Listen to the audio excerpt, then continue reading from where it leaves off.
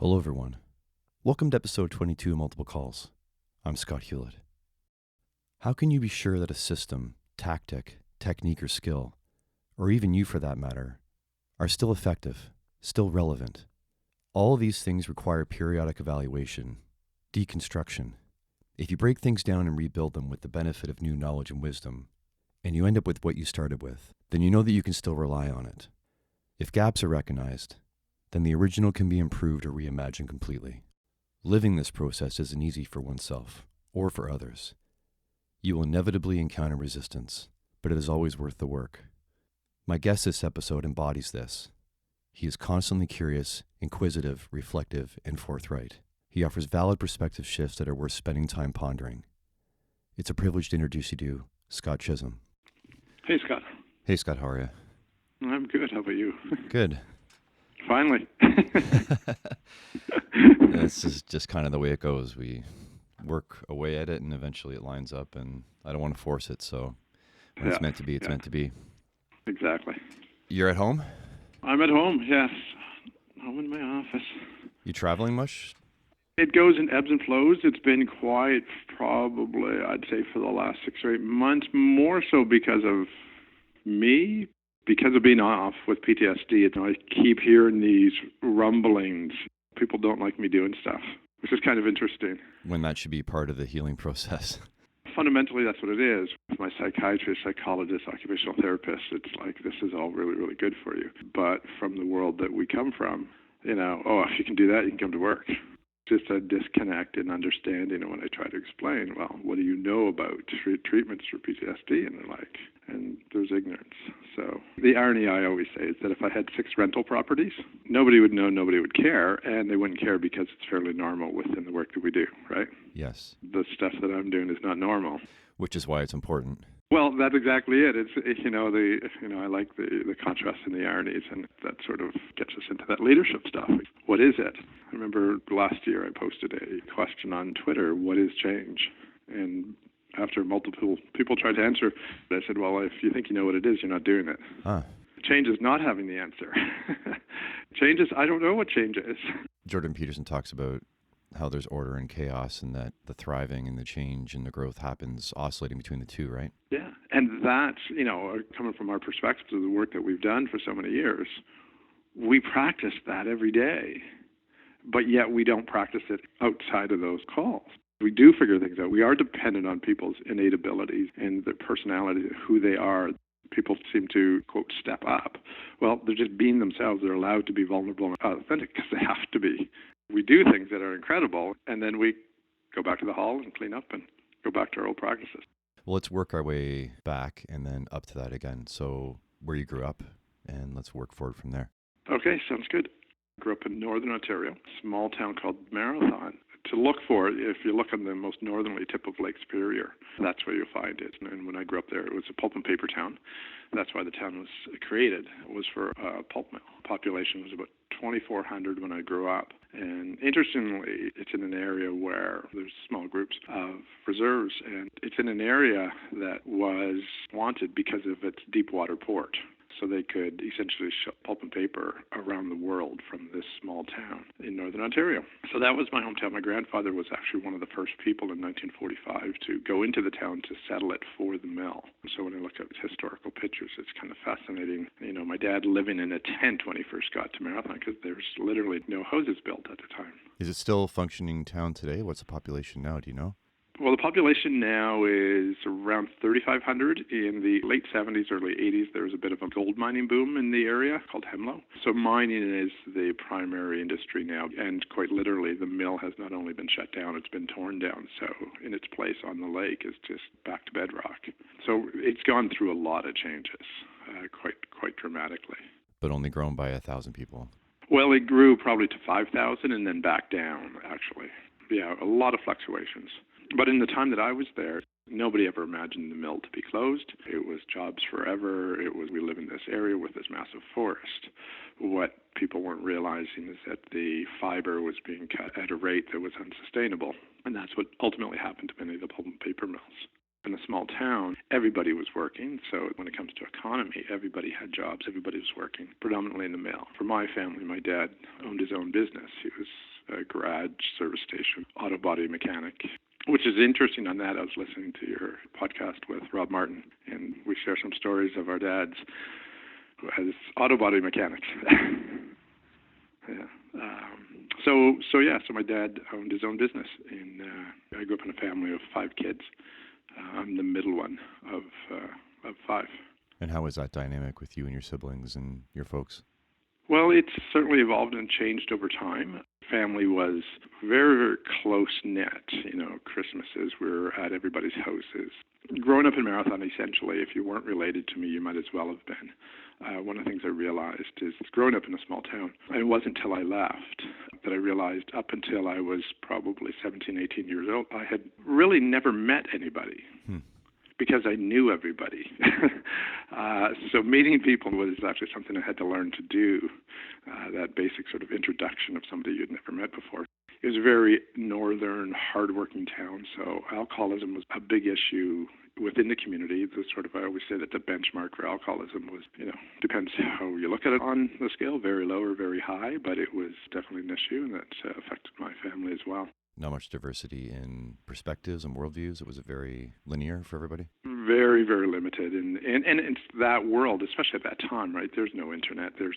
Even the highways to get in and out was really challenging. And, you look at a northern environment, you're really closed in for a good 6 months of the year. So isolation in many ways, not just geographically, but I think intellectually, probably, emotionally as well, I think in many different ways. Yeah, everyone comes there for the same purpose, to live a very similar life. Yeah, and actually that point of coming there was not many people who did. It was always these growing families. There's people who would leave to go to university and get jobs in other areas, but I don't remember a lot of new people coming to town. Once in a while, every year you get a few families, usually administrators within the mill bringing in their families that would flow through, but fundamentally not a lot of change. But again, very stable when it comes to a family. So it's interesting growing up in a small town, especially as I grow older and seeing perspectives of different places, different cities, different dynamics. What was your dad's influence on you and how he wanted to see you progress, and what kind of work did he see you getting into? It was a conflict for him in that my dad was he was a kind, caring, loving, really compassionate human being. His business struggled, and I always say when I look back on him now, probably because he was too kind and too nice, and he would be too good to people. So that struggled. And so my dad was a really hard worker. He worked 12, 14 hours a day, 7 days a week. He was definitely a provider, but it was work that he saw as very, very hard. And he really didn't want myself or my brother. I've got 1 brother and 3 sisters. So it was predominantly on the boys. He really didn't want me doing auto body work. He saw it as too hard. So it wasn't a lot of teaching. A lot of stuff that I would do with my dad would be in the bush. Call it hunting in the fall, but he was such a kind, compassionate guy. He didn't like killing things. But we'd go out, quote, hunting. And I remember one experience with him is that we were out partridge hunting, and there was like a flock of partridge. And, I knew my dad at the shooting range could never miss a target, but at this time with partridge, you don't move very quickly. He didn't hit a one. It wasn't until years later I figured, you know what, he really didn't want to hit them. What he loved was being in the bush and being in nature. That's something I certainly learned from him, and the value of what you get from a sunrise or a sunset, the smell of the bush in the fall. So it was really, he was incredibly mindful in that way, probably way ahead of his time in talking about mindfulness, but he really was. He was really connected. So, but as work-wise, he really didn't want me doing what he was doing. But did you pick up on some of the craftsmanship of it? What he did have me do was sand cars, and even to this day, it certainly built a passion that I have for sanding and finishing wood. But I remember him, I'd sand a car, and I thought it was absolutely glass perfect, and he was rubbing his hand on it and then spend a few minutes and just show me what perfect was, which had to be with that sort of finishing. But it really drew me into a passion later in life, probably the last 10, 15 years, of finishing wood, finishing furniture. I do a lot of live edge work now, and it's predominantly definitely, for me, it's finishing wood. And it really is to that perfection of the way I like wood finish now. And for me, with a lot of things that have gone on throughout my life, I've been somewhat of a perfectionist, and it hasn't always served me well. And I've had to learn through different processes of the concept of good enough. But working with one of my therapists, she said, it's good to have an outlet for those feelings of perfectionism, and wood is a good place to put that.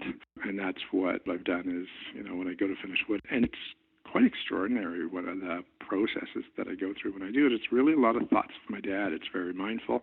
It's very meditative. But it is this memories of not just necessarily my dad, but this intergenerational connection with somebody in my life that is quite meaningful. I don't think a lot of people can find that thing that they can reconnect across time in that way and perhaps ground them.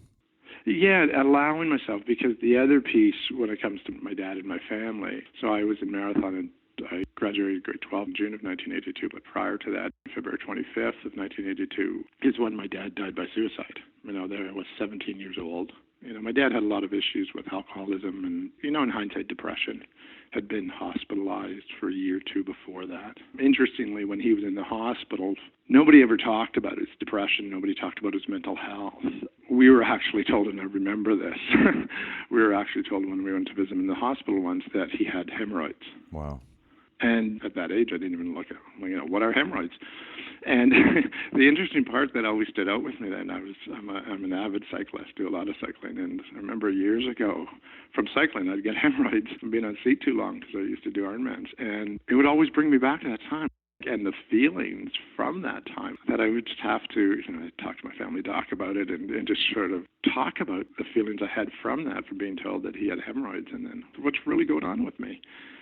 The confusion, yeah. Yeah. And you were told with all good intent to protect you, but it confuses things even more. Oh, absolutely. So it's really quite interesting. And even at a point, my dad was in, although we grew up in Marathon, Thunder Bay's about 3 hours west of Marathon, and he was in what was then called the Lakehead Psychiatric Hospital for probably 3-4 months. And even then, we didn't have much contact with him at that time. So it was really an isolation. I see it in hindsight that he was incredibly isolated from the family, which was, without question, the most important thing to him. So how did living then in a small town where you knew everybody and, I would assume very tight-knit, how did that community rally around your family? How did it shift things with your mom and your siblings? Rally around, certainly not that. When my dad died, first of all, when we found out, so all of the kids in the family, I really think my dad had planned the timing of it because we were all out of town.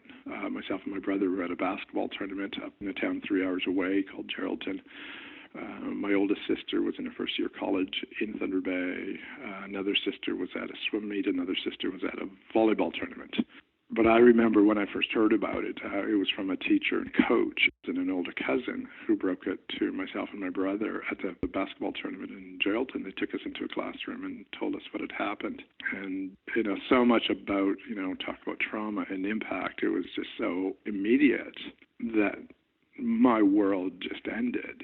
But then I remember going into this phase, okay, yeah, this just happened. We'll get through the basketball tournament, then we'll go home. And, I didn't know what to expect. I wasn't really thinking.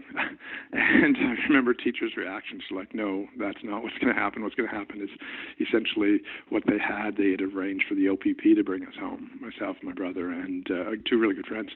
And we shuttled between, it was about a 3-hour drive, which made it very short going with the OPP. I remember that. And we'd transfer cars every 70 or 80 kilometers or so. But I remember the last transfer going into Marathon that shit just got real. Like, it was real. I knew this police officer. He knew my dad. Everything was different now. There was your life before that and the life after. Yeah, at that point, because the other officers that we were with didn't know my dad, didn't know my family, didn't know me or my siblings or all of this connectivity. But this guy did, and I remember the discussion, whatever it might have been. I just remember the emotions and the feelings being totally different, and then showing up home in this reality. But the reality was a lot of disconnect. There's blame and shame on my mother. And I remember that being said. I remember it was a big winter in Northern Ontario. And my dad also, with the service stations, he also sold snowmobiles. So we had access to snowmobiles all the time. And that was one of the pieces that I used as sort of my escape. And I remember when I came to socially with my friends, I really didn't come out for a week or two. And when I did, it was at a party that a friend was having, and nobody talked about my dad there, but clearly the emotion with everybody was present. And I remember returning to school, and I talk about this often, is that when I returned to school, nobody talked about it. I found out probably 25 years later that my classmates were told to not talk about it. And through a process of work that I've done in the last 10 years, I've actually learned from those friends the impact of my dad's suicide on their lives and how they carried in friendships and communication. Look, it's fascinating because I never looked at the impact on other people, other than my siblings, of course, and my mom, but the impact and the ripples were massive. Yeah, and the opportunities for bonding that were stolen from everyone. Well, it's stolen, but almost set aside. I remember I did a talk when I started the work that I do in suicide locally. I did a talk with Children's Aid, and at the end, a good friend of mine that I grew up with is one of the directors, and she came up to give me a thank you. And she'd said before she did this, she said, before I just got this thank you gift, I want to tell you my story. And she essentially went back and talked about being at that basketball tournament and being there when she learned, and she talked about this being one of the biggest impacts on her life, but not being able to do anything about it, and even being told not to talk about it took away the ability to communicate. And here's a woman who now has a master's or PhD in social work, and she's a director with Children's Aid, and her message to everybody in the room is, who were predominantly social workers, is this was wrong. What we need to do, and when you're in circumstances where difficult things come up, they need to be talked about. We need to be open with it. We need to reach out. We need to be vulnerable. We need to be authentic and caring and compassionate. And the lessons she learned and took into her life and career were immense. But at this time, for her to share this with me, up until that point, I had not really considered the impact on my peers around me. And it was such a supportive thank you gift for me, and it changed perspective on a lot of things.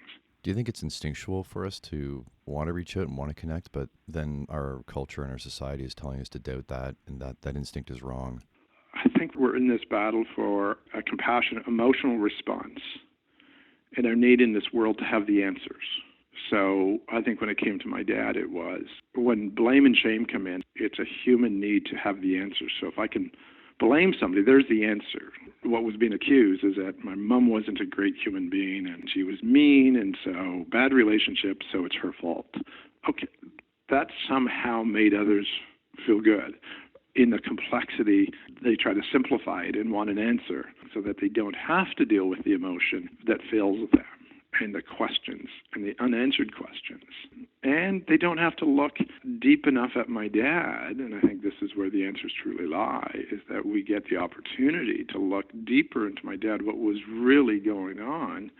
And I think where it becomes meaningful and real is realizing the feelings that he was going through and what he was going through was probably quite universal, especially within man.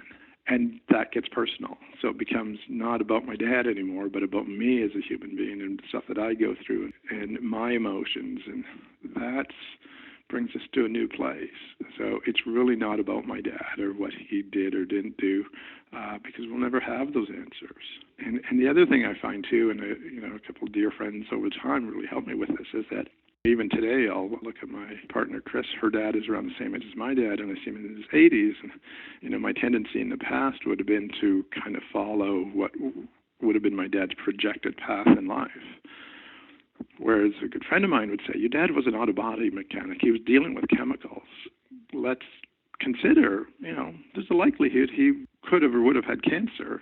So we tell ourselves stories about my dad that gives him a lifelong life, another 40, 50, 60 years. But we don't consider, and it's helped me, that he may have died of cancer a couple of years later. but how it changes our lives. And I think a lot of that's accepted my dad, and it's that present moment. What times did I have with him? Where was he at? And even the concept of what is suicide prevention? How do we prevent this? What do we do? Is it preventable? Like all the different pieces, which I find is really fascinating, especially in the work that I ended up choosing to do. That it's preventable and possible on the scale of cancer and other things that may take our lives. Well, I think the prevention component, and I've really gotten into tearing that apart in the last 10 years, is so multifaceted. Everything that we do in life, if I were to define what is suicide prevention, it's everything. Because what is suicide? Suicide is we've lost our want to live. Pain has exceeded our want to live. Often when we look at suicide prevention, I see that we focus on two areas. One, when somebody dies by suicide. Oh, what could we have done?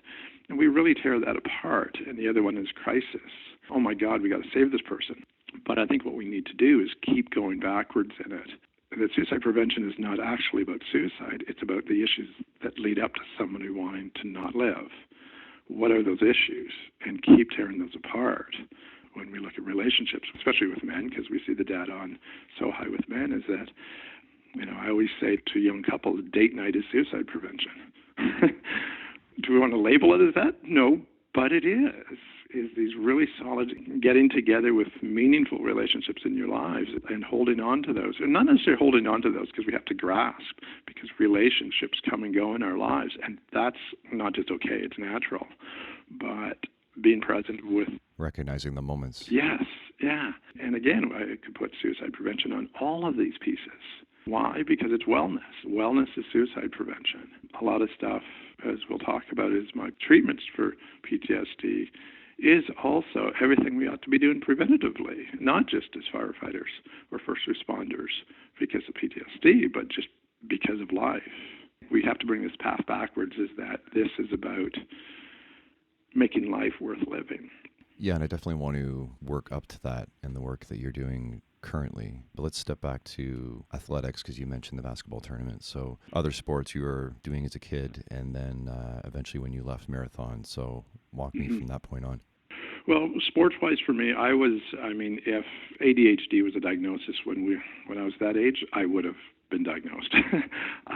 Essentially, I remember myself being this hovering helicopter all the time, just go, go, go, go, go. Marathon was a small town, but in the late 70s, mid to late 70s, they built a swimming pool in Marathon, and I, to this day, say it saved my life, becoming a competitive swimmer. I really needed aerobic training. I was swimming 4 or 5 hours a day at one point, and it's the only time that I actually ever calmed down. So what that did for me, I played on high school team sports like basketball and volleyball. Never much of a hockey player. Like my dad, to me it was just too violent, and so I wasn't drawn to that. I was pacifist by nature. But the aerobic sport thing, when I jumped in the pool, was, okay, this is it. And I could go for hours and, my body would feel better. I didn't know exactly what it was doing to me at the time, but it was one thing that I stuck with. So I did quite well as a competitive swimmer. And then I was running more. I remember a high school principal was also the cross-country coach, and he came up to me one day and he said, the regional cross-country championships are like next week, and I want you to run with us. I said, okay. I hadn't been training with him, but because of my swimming, I could go do it, and I ended up doing quite well. So it's these interesting pieces. It opened up the door to aerobic activity. When I left Marathon to head out west, triathlon was just starting to get big, and it was a natural fit for me. And having all three sports fit my absolutely need to match my energy. So aerobic sport was really big for me. So you mentioned how after you would finish training or swimming or running, you would feel better. But even though that feeling better was in the background, what was on the front of your mind when you thought about sport? When it comes to aerobic sport, one of the things I was able to do is accept my physical limitations. Swimming has a way of doing that, is that because it's all time-based, you are who you are. So I did okay. I was a sort of a lower A swimmer. I wasn't going to do anything in a career-wise with swimming. But at the same time, I was very good. But what stood out to me the most, especially with swimming. And again, in context of growing up in a town like Marathon where everybody knew you and, there's complexity that came with that wasn't always positive, is swimming to me was like an escape, and it was almost like a meditation. Being in the water was being away from everything. And it had this sound and feel that was so different, in this hypnotic almost pace and breathing. When I think of how I use controlled breathing today, and I think of a swimmer, I was doing that every day for hours. So it was that, being in the water, the isolation, and I had a creative mind that would just fly all the time. And so it was a place for me to have thoughts, deal with what was going on in my life, or just be in my head. So it was kind of an escape as well, emotional escape of being in the water.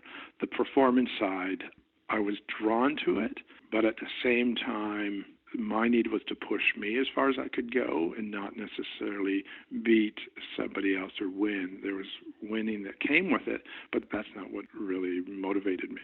Have you tried floating? Yeah, actually, floating, I did when I was going to school, when I did my paramedic program in Windsor. Oh, that was back in the 80s. And my brother's girlfriend, who lives in St. Catharines at the time, her family had a float tank. Wow.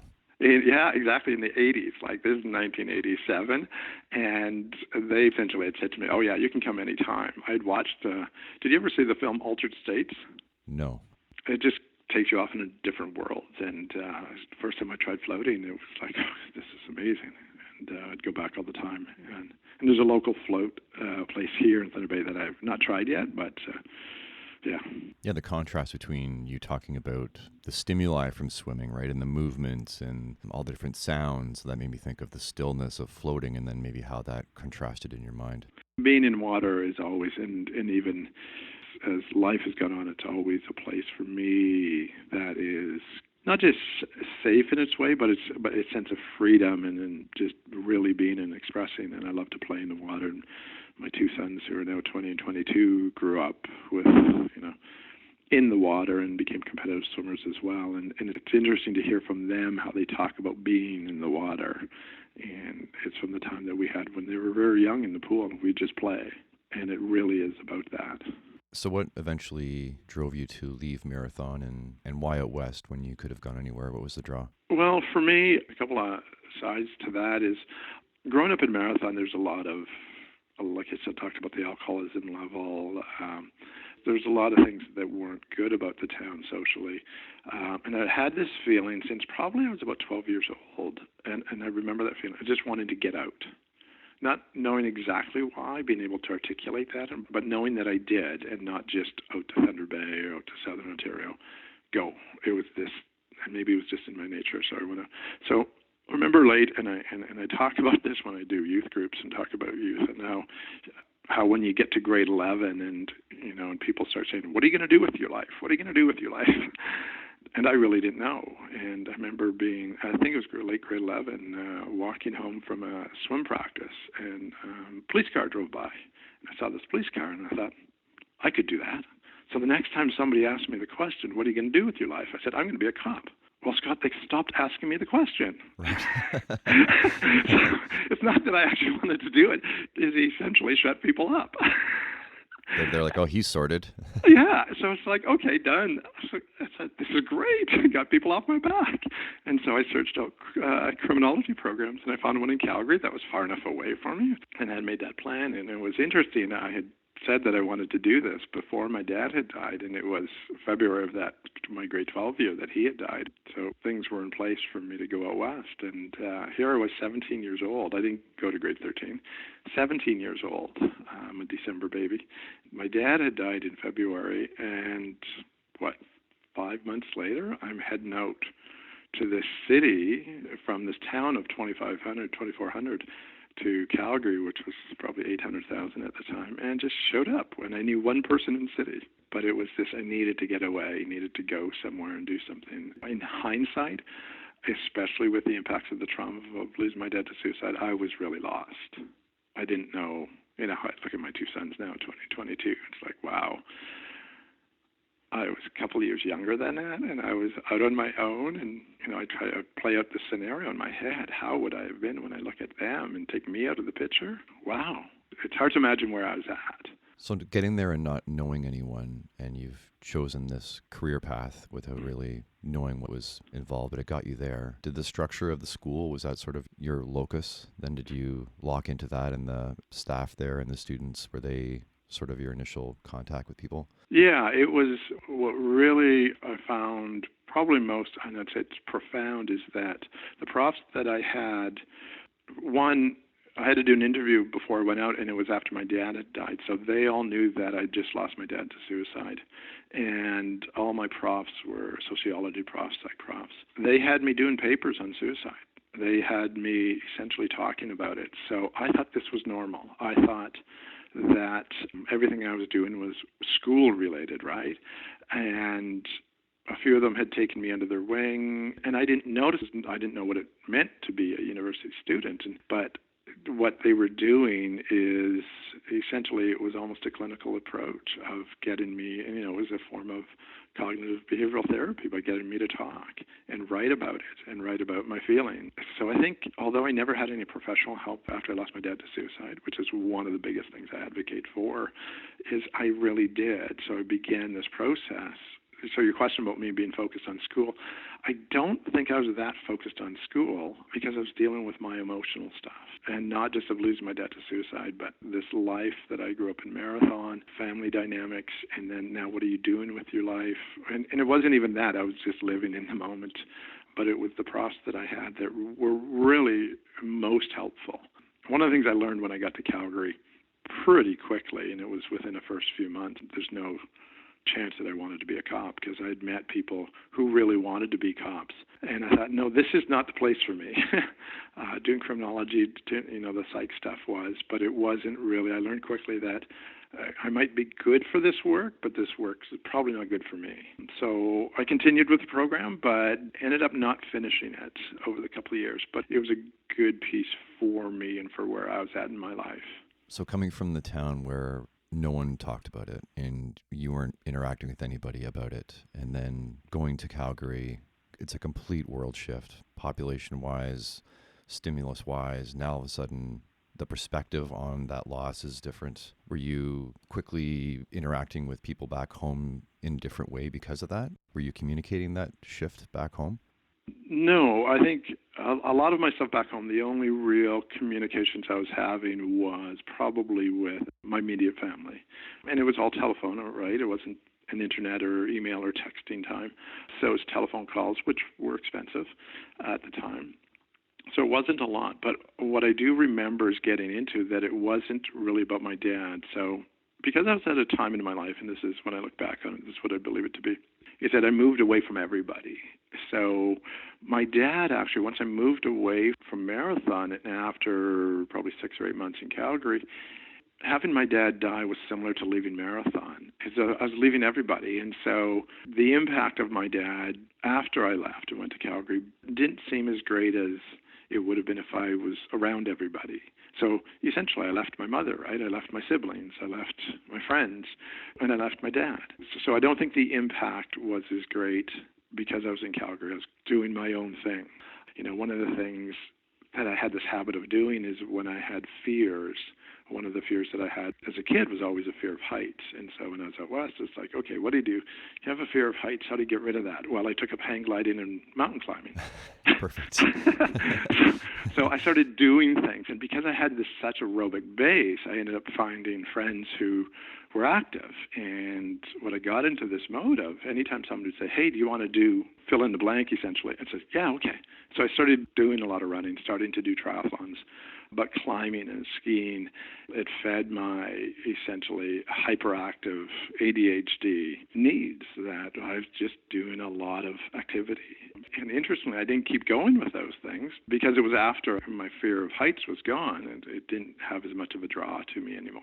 It served its purpose. It really did.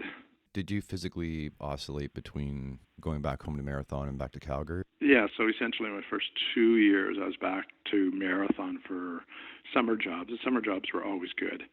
So it's kind of back and forth for probably 2 or 3 years, and I'd go back and work-wise in Marathon. There's a lot of construction going on, so I worked in construction with the mines when they were being built, and I also picked up, because I was a lifeguard and swimming instructor, I had CPR and first aid. So one of the other opportunities that came up was somebody said, hey, why don't you become a volunteer ambulance attendant?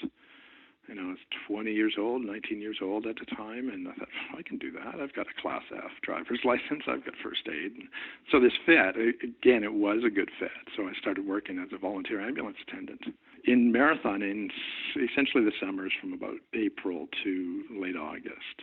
Were you looking forward to going home, or was it mixed feelings? Did you really just want to be back in Calgary when you went back? At that point, I was getting a bit more settled in, and I was comfortable with not knowing sort of where I'm going to end up, what I'm going to do. It was a lot of questions at the time. I was doing some really fun things and some things that I thought were growing to something, but I really didn't have a direction saying this is what I want to do. And that's one thing when I went back to Marathon working, especially working as ambulance attendant is what we called them at the time, began to open my eyes a lot.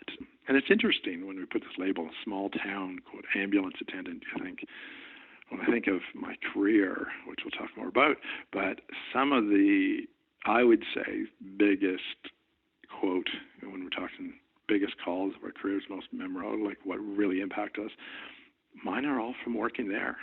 A lot of them were suicides and a lot of trauma, a lot of blunt trauma. We're on a major highway, but also a lot of violence tied around alcohol that is pretty extreme. But the difference is that I knew all the people involved, and the emotional complexity was, as I look back on it, it's kind of mind-boggling. Who let me do this? Yeah, I was going to say, given your history, and then how did you process that? Well, I think the part is, and even my oldest sister said to me last year, as we had a great conversation, she said, but Scott, you were so good at this, and we were so proud of you. And I was good. I had kind of found my niche without knowing it. Is that what I was good with was people.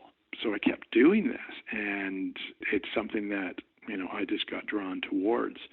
But I remember doing a call. I think I was 21, and it was this kid who had been sexually abused by a local pedophile, which is a whole other story, but it shows the complexity of dysfunction in this community. And his dad would actually berate him over it and blame him for it. And one night he just flipped and went after his dad with kitchen knives while he was sleeping. And this call took place over probably 6 or 8 hours by the time his dad finally died.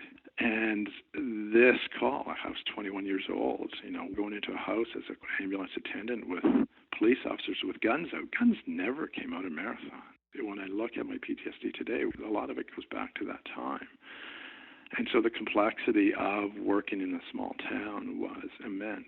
But what I kept getting back from people was, you're so good at this. Especially the last 10 years, I look back on this. I look at metaphor of the masks that we wear as first responders. This mask gets painted from both sides, that people will paint it from the outside and add layers to it, and we'll paint it from the inside and add layers to it, and it gets complex of who we really are. But through most of my career, when I look at the things that I've done, I can look back as that I did good for people. So I don't remember a time where thinking, I need to get out of this. I need to stop doing this, because it was, one, filling so many needs, but it needed to be done. So it's really complex working in a town that you knew everybody, the emotional complexity, as well as the impact of trauma. So because you had gotten out and now you had a new home in Calgary, and then you've gone back into Marathon on the summers, and you have even a deeper insight to the goings-on in the town. I'm sure it's not as binary as this, but this is why I'm asking. Do you have, or did you have, fond memories? Was it mixed with Marathon, or was it very much like this is a dysfunctional place and your home in Calgary was seen as a more functional and grounded and safe space? Did you have that thought at all? Well, for me, and this probably speaks to the dysfunction, is that after my dad had died, I lost a sense of what home is. Although I went back to Marathon, and it's considered my hometown, my sense of belonging with Marathon is real disconnected. And it was from when my dad had died and the response socially to that. Even within our family, not my siblings, my mom, but with my extended family, is that I felt a real disconnect. So the sense of what home is for me has often been confusing. and has been part of my growth processes of home and what family mean. To me, family is, not necessarily blood, but it's people who are meaningful in your lives. So it's really that sense of home was really torn apart. And probably not just because of my dad. There's issues that led up to my dad's suicide in that town. So I think the complexity is just left me feeling that I wasn't grounded in a quote home anymore. So maybe that disconnect was what allowed you to operate back in that space Mm-hmm. and in that realm. Yeah, it made it easy to go back to, and I think I was certainly getting things from it and trying to figure out what I was going to do with my life. There was a point where it's like, okay, well, what am I going to do? I was out west, and somebody had suggested, why not look at paramedic programs? That seems to be what you're doing, and that's when I started looking at paramedic programs and leaned towards Ontario because they had a 1-year program at the time. I thought, I can go to Southern Ontario for a year. And were you doing any work part-time while you were in Calgary before you went back to Ontario? Yeah, so some of the work that I was doing out west, I ended up doing this wilderness first aid course, which was it was like a week-long course, and so I could work on ambulances in Alberta. So I started working in northern Alberta in an town called Lac La Biche, very much like northern Ontario, except with a lot of ranch land. So really opened my eyes to, again, this was the continuation of like working in Marathon, a small community, getting to know people. And what I started seeing there, it was at a time when there was communities using, for substance, they were using Xerox copier fluid and essentially in a punch bowl. And it went for about a month or two, and it killed numerous people. So basically, we went to a call one night of a bunch of unconscious people who had put Xerox copier fluid in a punch bowl, and 4 of them had died, and the weekend before 3 had died, and so it was this real social, almost epidemic. Again, very strange to walk into, but it showed the social aspect of what we were doing as paramedics and the impact. I remember young people in the room and just the emotional impact of that. But the more that I was doing with ambulance work and communities, I thought, okay, paramedics is the way to go. And so much that I'd done out west, it sort of gave me that direction to say, paramedics is probably a good choice for you. And I guess that also leveled a bit of the playing field for you to realize that these issues are not focused in your hometown. They're everywhere. Yes, yeah. And I think that's what I was learning, and that was part of maturity as well, is realizing that there's a lot of issues that I was dealing with through my childhood. They're kind of everywhere. So then what was your process coming back to Ontario and the paramedic program, and where did you choose to land with that? I'd applied to a few paramedic programs, and I remember Windsor being the first one to accept me, so I just took it. And I was always like that, basically I'll put it out there. Wherever I get accepted, I'll go first. So I went to Windsor, and it was, I'd never been to Windsor. So it was an amazing contrast. It was just a completely different world for me. And I remember in my first couple of weeks thinking, I want out of here. I left Calgary in the mountains, and here I was in Windsor. A lot of automotive companies, chemical companies. I'd run, and I could feel the air in my skin. I thought, oh my God, this is gross. People would say, oh, Windsor will grow on you. Literally. Yeah. Sorry to anybody working in Windsor. It's just a contrasted environment. Yeah. It's not hard to make the understanding that it's different from Calgary. It was so different. So I stuck out there and then met a couple of people in the paramedic program that I became close friends with. And we both did incredibly well in the program. And in the spring of coming out of that year, we both got hired in Windsor. So I worked there for the summer, and it was full-time work, but it was only a contract. So I started applying for jobs. I thought, I started looking west again. How am I going to get back out west? And I just made a phone call to Thunder Bay, and they said, come up for an interview. So I flew up for an interview, and they offered me a job and said, you can start next week. So I flew back to Windsor and packed up and drove to Thunder Bay. And my plan was when I hit Thunder Bay was, okay, I'll spend a year or two here, make some money, and head back out west. You were really loving working as a medic, and I get the sense that it was the soft side of the job. Do you feel like you were embodying who you were, and it didn't necessarily feel like a job to you? Was that fair to say? Oh, absolutely. It was such a good fit for me. Everything that probably who I am or who I was at the time. And my greatest skills as a paramedic were always the people skills, is that, I had to work really hard to learn protocols and nail my pathophysiologies. And I've always been a big picture thinker, so I had to think about systems and then go backwards. But it worked really well for me in the field.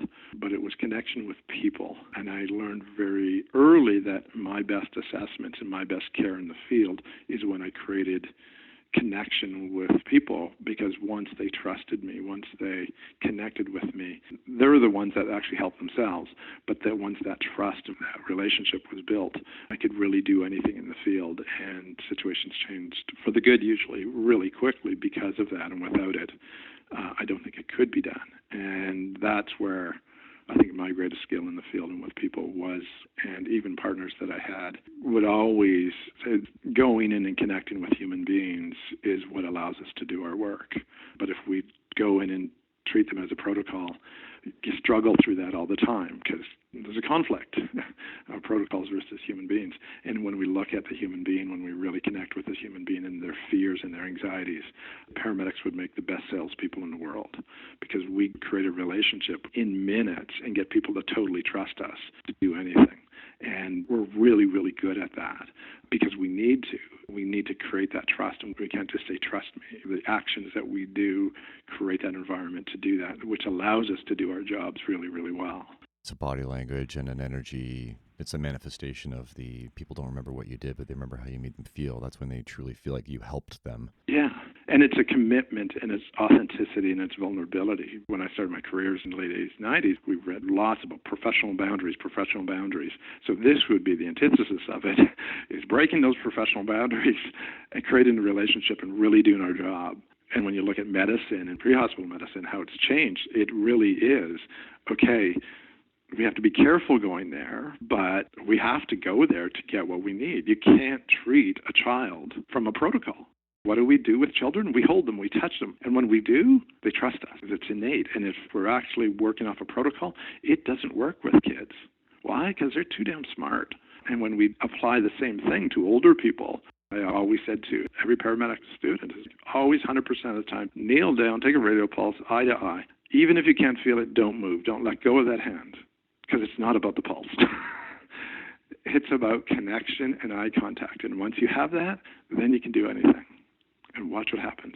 That's the piece.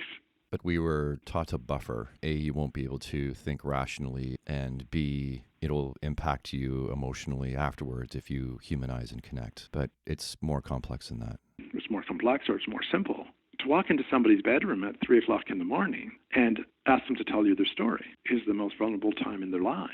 And you're asking for the greatest authenticity. And if you can't in any way meet it or be willing to go there, and it's almost just a willingness to go there, not necessarily going there as the medic, but the willingness. Once you have that willingness, if you need to go there, you will and can, and you have the, quote, strength to do it, then you are able to do this job because this person trusts you and the people around them trust you. And then you can really implement those protocols. Yeah, I think we're close. I think this is where we're going. The realization that integrating really you as a whole person into your job, the soft skills and the practical skills, that's where the best first responders are. That's where the healthiest ones are. But we haven't been really true to teaching that over the years. We're almost avoidant of it, to deal with our own stuff. It's scary to look at ourselves, to truly begin to look at ourselves. And so what our natural tendency is to avoid that and cover it with something else. It does begin at that base level. That's really where the training would begin in and of yourself, and then working forwards towards being at that call with people. It's interesting to begin to tear that apart, what we're actually doing. The soft skills really came naturally, but you had to work hard at protocols. I would also agree with that's been true with me. But you did choose to push and progress your skills along the way. So talk to me about on the academic side of that job. How was that for you? When I got to Thunder Bay, and maybe this was a marathon connection too, the air ambulance system was created kind of the late 70s, early 80s. And so I got used to seeing the helicopter come into Marathon and working with them when I was working as a quote volunteer ambulance attendant in Marathon. It kind of stirred something in me. So when I was working in Thunder Bay with a land ambulance, I started full-time in 1988. Within my first year, I was talking to them at Air Ambulance about how to get on there. You know, I really enjoyed the land ambulance stuff because call volume was different. It was a different service working Air Ambulance. So I wanted to work land, but I also wanted to work part-time air. And so I created relationships with the base manager there, and within a couple of years, by 1990, I was also working part-time air ambulance. It was at a time where it was kind of the start of the surge of the growth of the industry for paramedics into more training, more professional qualifications. And it was really air ambulance systems in the province were leading that way because they needed critical care flight paramedics to work in these extended care areas. Essentially, in Northern Ontario, our flight times one way were between an hour, hour and a half. Some of them were shorter, but you've got your patients for a long period of time. So that really drove the need for much greater training. And once I started working air ambulance, I was in a place where the learning was immense. Opportunities to take ACLS at the time, advanced cardiac life support, pediatric advanced life support, now the advanced trauma life support.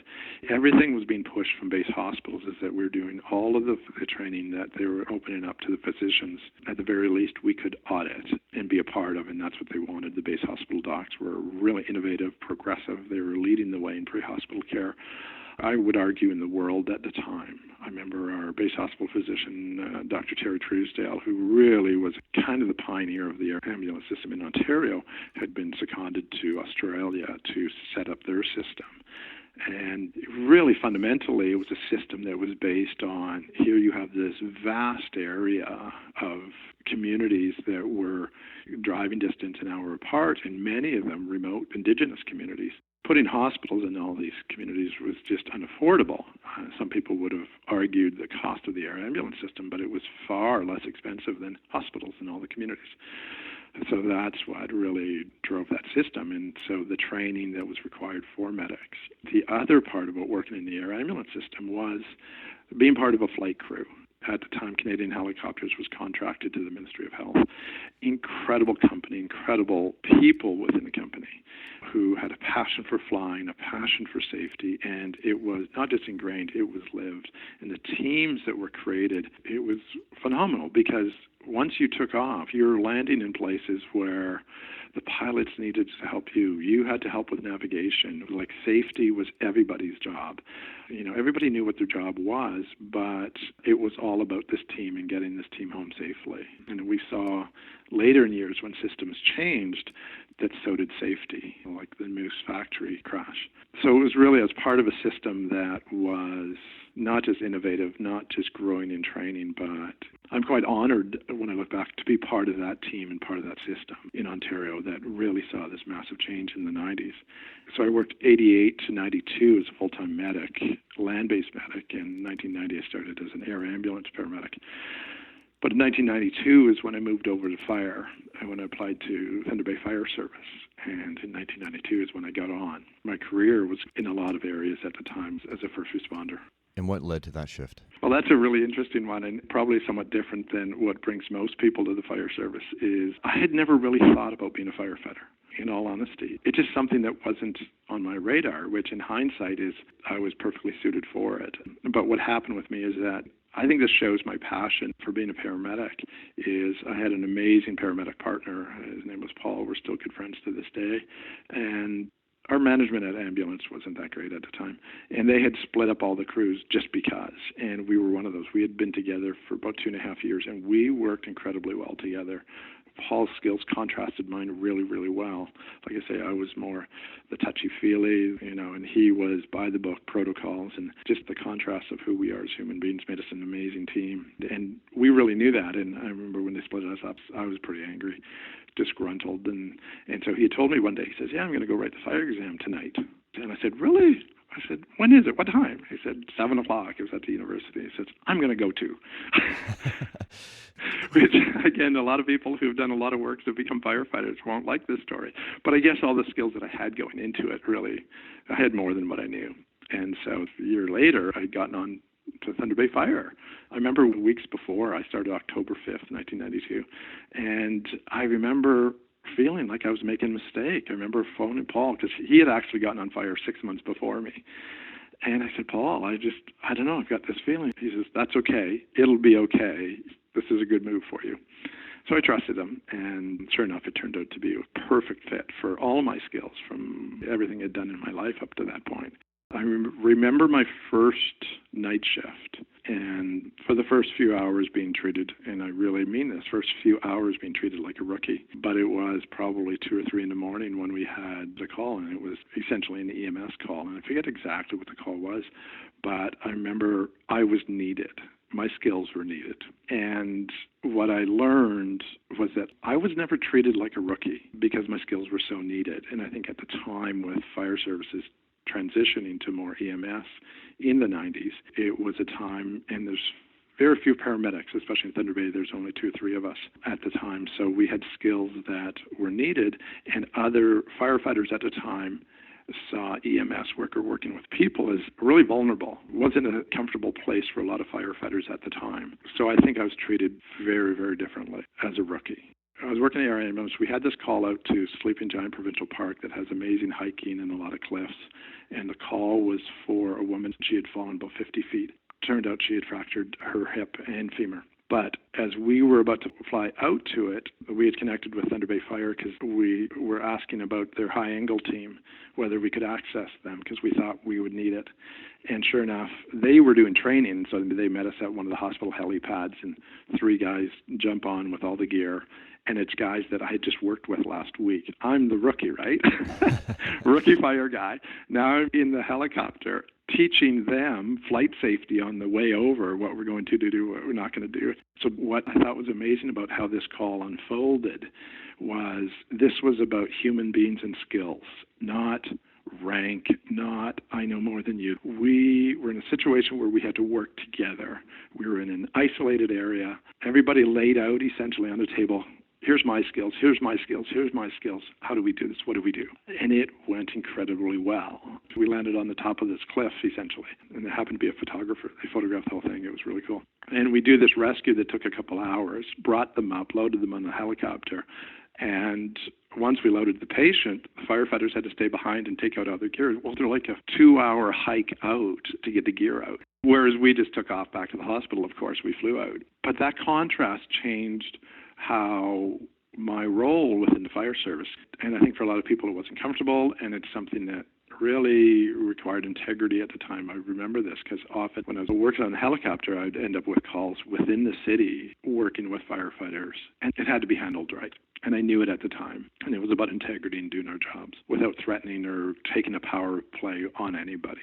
But it progressed in a very credible way. Yes, you got fast-tracked, but you were showing you could be trusted, you could be depended on, you were valued, and had something to bring to the team. So there wasn't that feeling out period that needed to happen. One of the things that I noticed is that what happened, and it's interesting when we look at it from a trauma perspective, is that from an early point, they trusted my skills and what we're doing, is that any time I was working as a firefighter, when the worst things happened, when it came to people, is when I was called upon the most.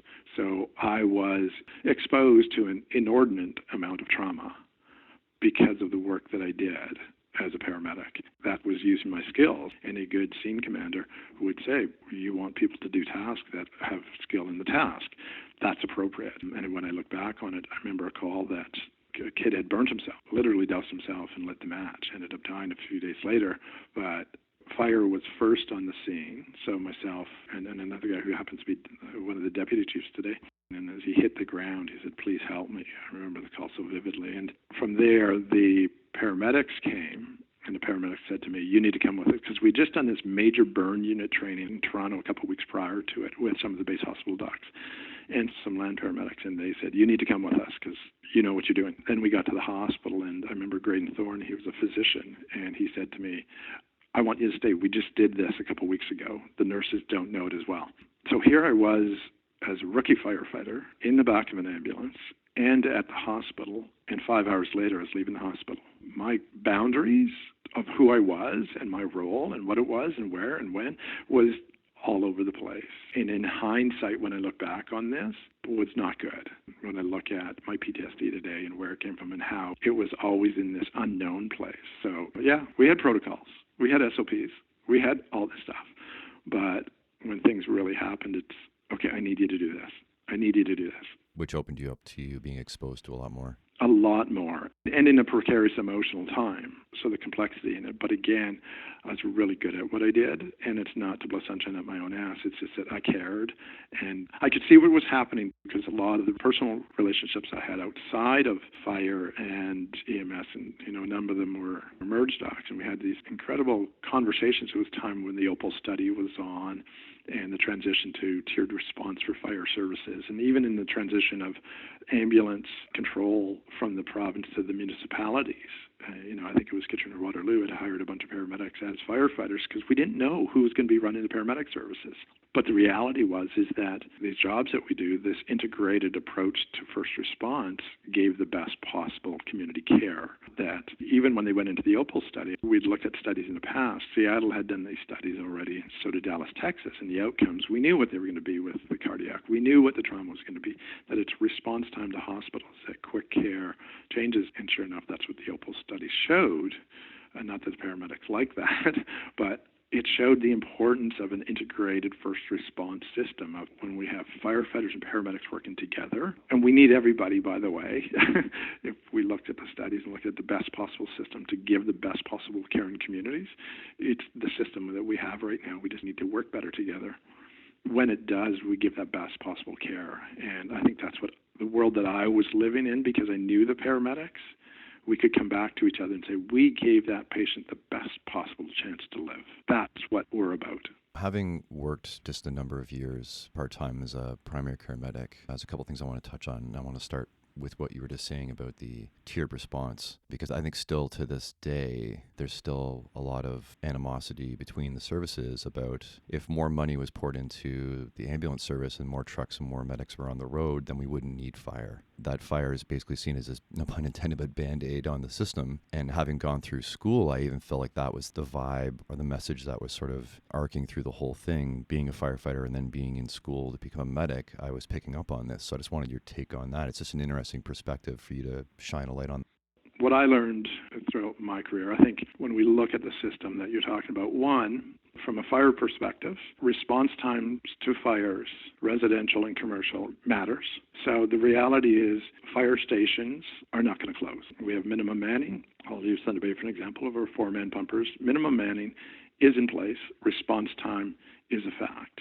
There's higher risk, and whether it's through insurance cost or loss of lives, it's inevitable it's going to happen. We see that. The fire science behind it is solid. It's not political. It's real. And it can be tied to dollars and cents, and insurance companies will charge more money.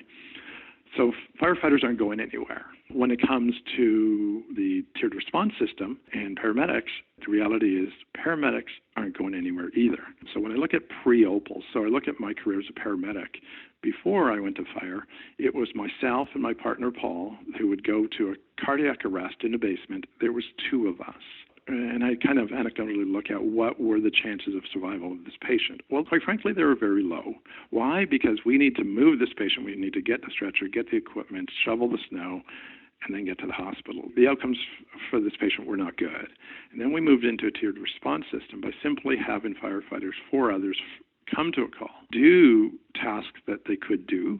One, create a safer working environment. For the first time as a paramedic, they could now focus on the primary role as a paramedic, which is assessment and patient care.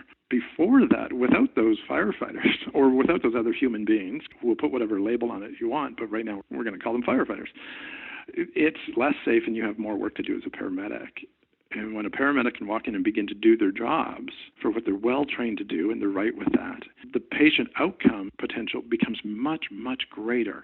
So we have a safer system because 2 paramedics walking into dark houses, we know how communication works with dispatch. You don't have to work long in the field to realize, it's not that dispatchers are bad people or not bright people. They are. It's simple human communication that tells you it doesn't matter what you hear from a dispatcher, you're going into a place of unknown.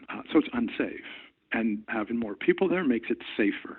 So that's the pre-area of the Opal study. Then the Opal study, which clearly showed that response time and effective CPR and early defib, now we're getting technical, makes a difference. It's not that firefighters can do the job in lieu of paramedics. As they're working together in specific cardiac, does make a difference. And there's all the peripheral study was cardiac and trauma, but the field of paramedicine is far greater than those 2 specific areas. So working together, what I found is that what I would do with past colleagues, here I'd show up as a firefighter, I'd get in, and because I had the skill, I can do an assessment. And when the next paramedic, and a number of times, one of the guys I worked with at AIR also worked land, he would come in. His name was Rob Plummer, just a brilliant paramedic. And he could now lead off where I finished. So I could give him a report, then he could start from there. So it's not starting from the beginning. And then we could work together But he now is taking over, and he has control. And there was probably 4 or 5 times where Rob or I would call each other a couple hours later. And what we would say is, one, we gave the best possible chance for this person to live. This person got the best possible care that we could give. And the scene was safe for everybody involved. And what we talk about is like, now, how do we take this instead of Rob and Scott and make it a generic system that firefighters can do this assessment and paramedics, and we can create professional relationships with paramedics so that they can lead off from this point. The fear in the system is the politics, is that here we had a system with 2 paramedics, and now we had 4 firefighters and 2 paramedics that are safer, better care. But because we live in a world of finance and budget, is, well, if that works, why not get firefighters to do more work? And so I can see ideas that have been pushed out there that say, we're just going to put an ambulance in a fire hall and we have a fire truck. If an ambulance call comes in, 2 of the firefighters take the ambulance and 2 take the fire truck. And we go do this call. Now we have 4. Well, we've moved from 2 to 6, and now we're moving to 4, and probably a bit less care. But you know what, politically, and it's okay. And we know that we'll come to a point that they'll say, wait, why are we sending that truck? If we only need 2 people, why are we wasting the money on the gas and the wear and tear on that big truck? We can send the ambulance, and we'd move to that. So now we've gone from 1990 to maybe 10 or 15 years later with 2 more people back on. We've gone through this perfect system that I see the tiered response system has, and now we have 2 again. And then we're going to start doing these amazing studies to put millions of dollars into a study and say, wait, why aren't we having good patient outcomes? And we'll do another study that says, hey, we need more people. What I haven't seen yet is saying when we started the tiered response system, it was the best possible system for patients. And firefighters and paramedics coming together to say that is where I think it is that right now we're leaving paramedics working in fear because who's the most powerful group? Well, it's firefighters. Not only are we massively powerful and political, but the response time is a fact. We're not going to lose fire halls. That can be fought all we want. I don't see that happening. So how do we create the best possible care? And I think this system is what it is. And we can't say we're going to wait for another study. No, we need to work together in the best possible care. And I think firefighters can take a greater role, understanding that we come from a place of greater power and saying, this is the best possible care for patients. But at the same time, paramedics, they're left vulnerable, but you really have to believe in your patient care that I gave them the best possible care today. And if we call patients my partner, my sons, my family, that's what I want. Paramedics want a fire station within 4 to 8 minutes to their home. They want that. One of the studies that I did when I was doing my criminology is, what if crime prevention started to work? Well, we'd start cutting service. And what we have to understand politically and from a community perspective, and I think this is really hard to manage, is our greatest goal as taxpayers in a community is to have our first responders do nothing. If that's our greatest goal, I think we could all agree on that, right? Because then everything's working. But what happens budget-wise, the flawed human beings that we are saying, well, if they're doing nothing, then we can cut them. Then when we cut them, we go back to needing them. So we have to find a place where we're okay with this and not keep measuring is that, yes, fire safety works, 911 works, communication works, our faster response times works, our greater training works. Just like paramedicine, greater care does work. The OPAL study can say that we don't need advanced cardiac life support, but it is beneficiary sometimes, and we can see that does make a difference in the field. So we have to almost take all this, believe in it, and make a conscious choice not to cut it when budgets get tight. And when we change governments to say, look, these guys are sitting around doing nothing. Or even inside a department itself, well, then we're just going to fill their time with other divisions' work to keep them busy because we're paying them, as opposed to treating them basically like a soldier. You know, soldiers aren't always needed to fight wars, but they should be training to be soldiers the rest of the time. So that time can be filled with training to be a firefighter. So when the time does come, even though the times are less frequent, you are getting the highest quality and the safest possible service you can have. Yeah. And I think, too, when we fundamentally look at the evidence, is that when we started doing defibrillation in the early 90s, and this was as a paramedic, and remember, such a big change, oh my God, this is a delegated medical act. Doctors were saying, we can't do this, we're going to kill people. And when we finally did, they were saying that early defibrillation is going to save 15% of the people. And what we found was around 2 to 3%. Well, the reason they said 3%, because Laerdal did the studies out of Seattle that has a 50% citizen CPR rate. And this is looking at things, instead of looking at the firefighters' needs or the paramedics' needs, if we look at this from the community need and making definitive, essentially social change. That one really got me. We put millions of dollars into the OPAL study and for advanced cardiac, and it didn't show them what they wanted it to, I think. And that's being judgmental on my side, of course, but that's what I saw play out. If we were working for the patients collaboratively, we would look at this data and say, if our roles are about saving lives, and I thought about this when they built 2 new fire halls in Thunder Bay over the last 6 or 8 years, is why don't we build a classroom onto these fire halls and offer free CPR classes? If our role is to have an impact in the community and we're working off data, Seattle has proven that let's teach everybody in CPR. What I find with the real answers when it comes to first responders and community impact and changing communities is that that's not sexy enough. It's not cool enough. And we have to get off that. It's kind of what got us into the OPAL studies, thinking advanced care paramedics, ACLS, it sounds really good. Of the most successful cardiac calls I've done, early CPR, anecdotally, but the data supports that as well. It's like fire safety programs. Why? Because they make a difference. All these seemingly small things, but we can only do that when we feel grounded and safe in jobs and supporting our families and the work that we do, and we feel appreciated, and we know that we're doing good work. That's what I think we have to work towards to stop this fighting. And we're even teaching paramedics this in schools, and I've heard it here, different places. And it's easy to say, oh, they're jaded. It's like, okay, where's this feeling coming from? Why do they feel insecure? Because that's not cool to have our paramedics feeling that way. Another piece, thinking back to closer to the end of my career as a flight paramedic, was myself and actually 2 other firefighters out of Toronto, because they were working as paramedics out of Buttonville Air Ambulance. We had the opportunity at Michener to write the OPALS exams. They were looking at allowing us to do the OPALS training, which had, at the time, we're talking 1998, potential to change everything for firefighter paramedics in the province. And I remember being at Michener and somebody coming in to talk to us on our second day asking us to stop. Because if we did do this, we would be the first advanced care firefighter paramedics in the province, and they didn't think that that was a good idea to do. And all of us immediately said, oh, you're right. We don't want to take anybody's job. We don't want to be the ones to have this tipping point to say, look, they can do it. Look at this. We are in such unique situations with our training that was not indicative of the fire service as a whole.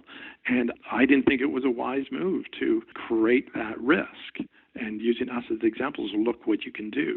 The reality, you couldn't do that. We just had careers that aligned in a way that put us in these spots to give these unique opportunities to serve our communities. It's an interesting perspective, because I was going to make a general statement, and I will just for the sake of discussion, that when firefighters and paramedics interview and they say, I want to help people, I think maybe we have a different thought on what help people means. So generally, I think in the fire services, I want to cut the car, I want to throw the water, I want to find the patient, I'll drag them, I'll lift them, I'll move them, I'll deliver them. But I don't necessarily want eye-to-eye contact, vulnerability, make connection, and get to know them. Whereas I think that the paramedic would be perhaps partly the reverse. What are your thoughts on that?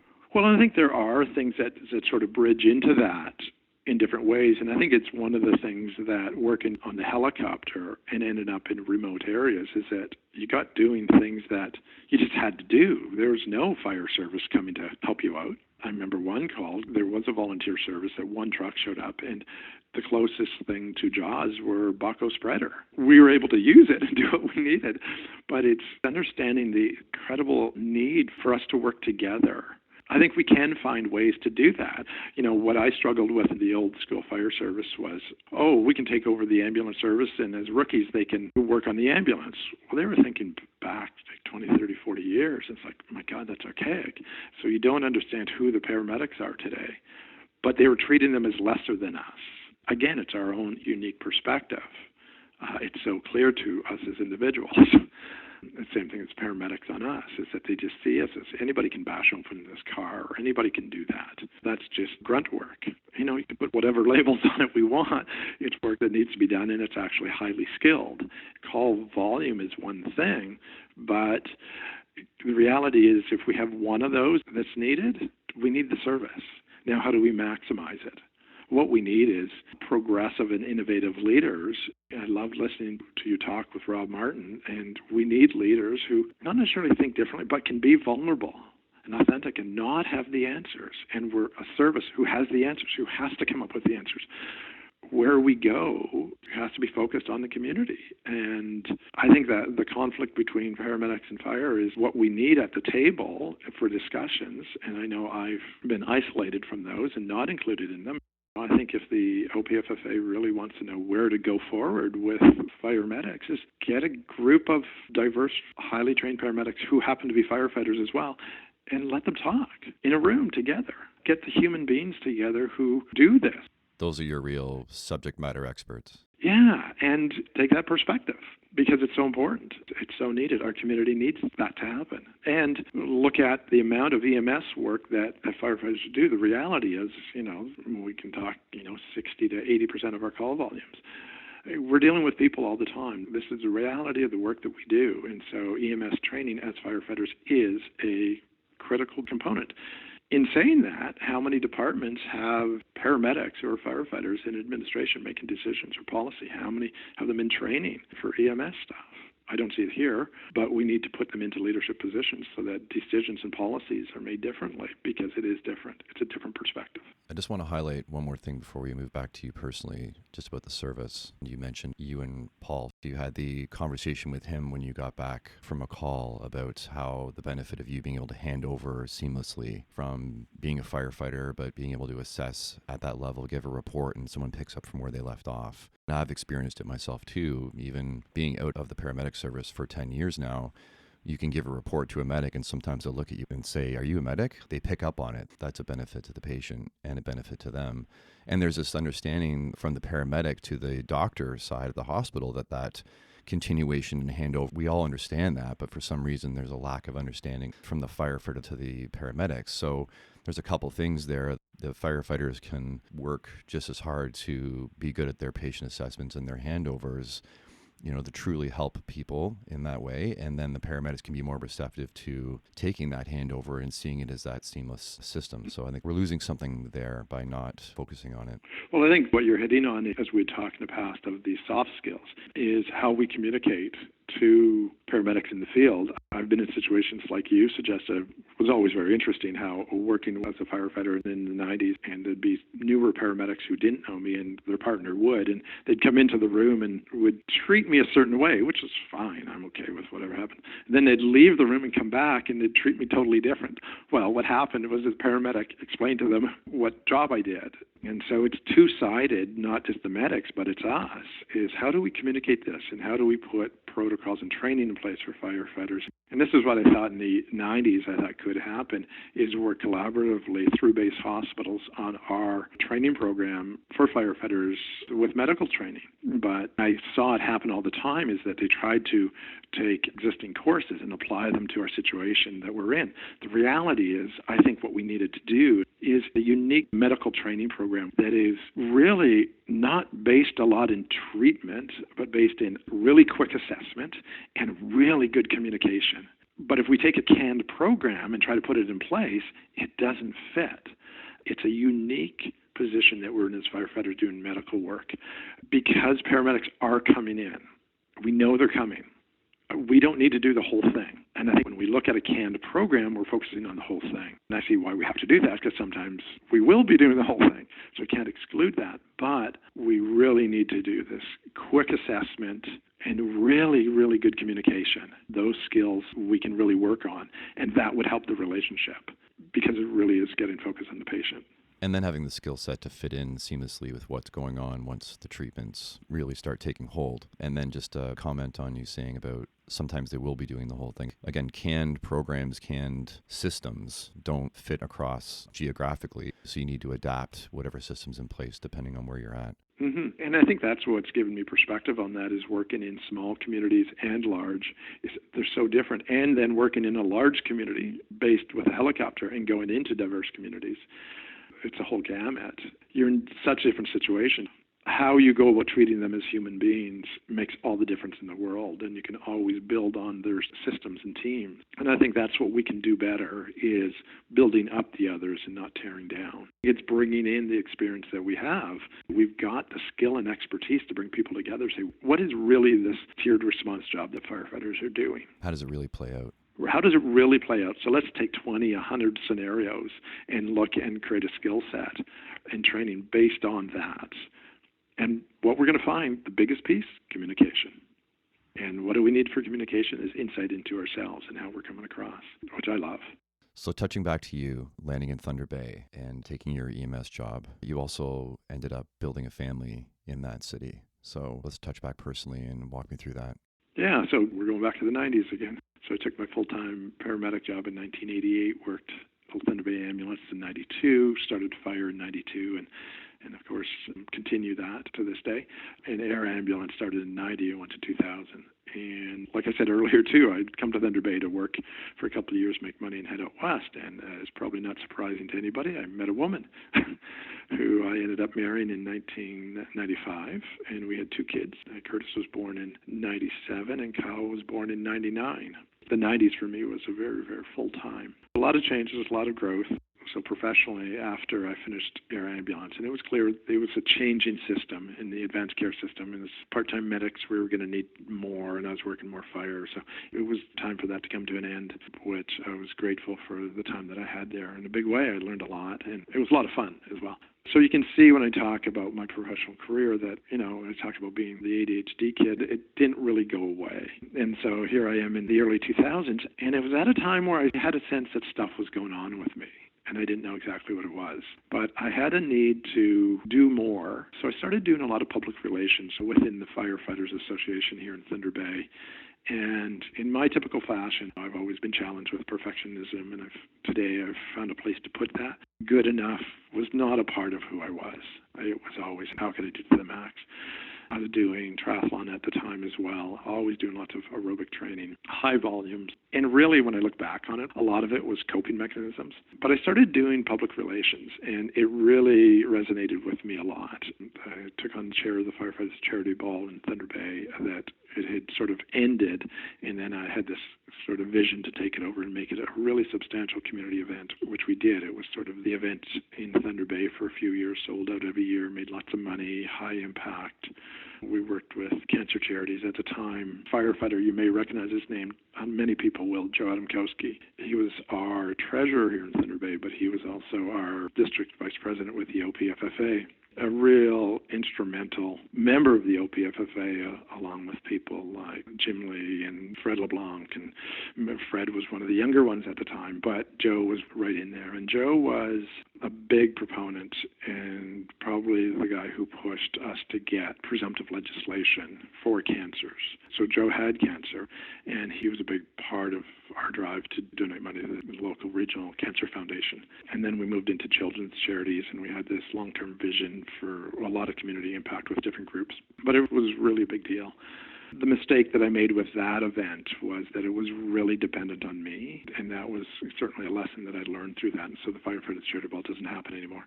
But I also started an event. It was our Thanksgiving dinner. And one of the things I love about, again, it's the firefighter in me, right? It's the first responder. Is that we were at a fire in the early 2000s around Christmas time, and it was a late-night fire, and the Salvation Army soup band was there for some coffee and hot chocolate for us. And I said something to them. They had a Christmas dinner that one of the local hotels gave to them. And I said, yeah, it was so nice to see the Valhalla do that Christmas dinner at the Salvation Army. And they said, yeah, it was really good. And we had a bit of a talk. And they said, but what we really need is one for Thanksgiving. And of course, as a firefighter's brain goes, is, well, we can do that.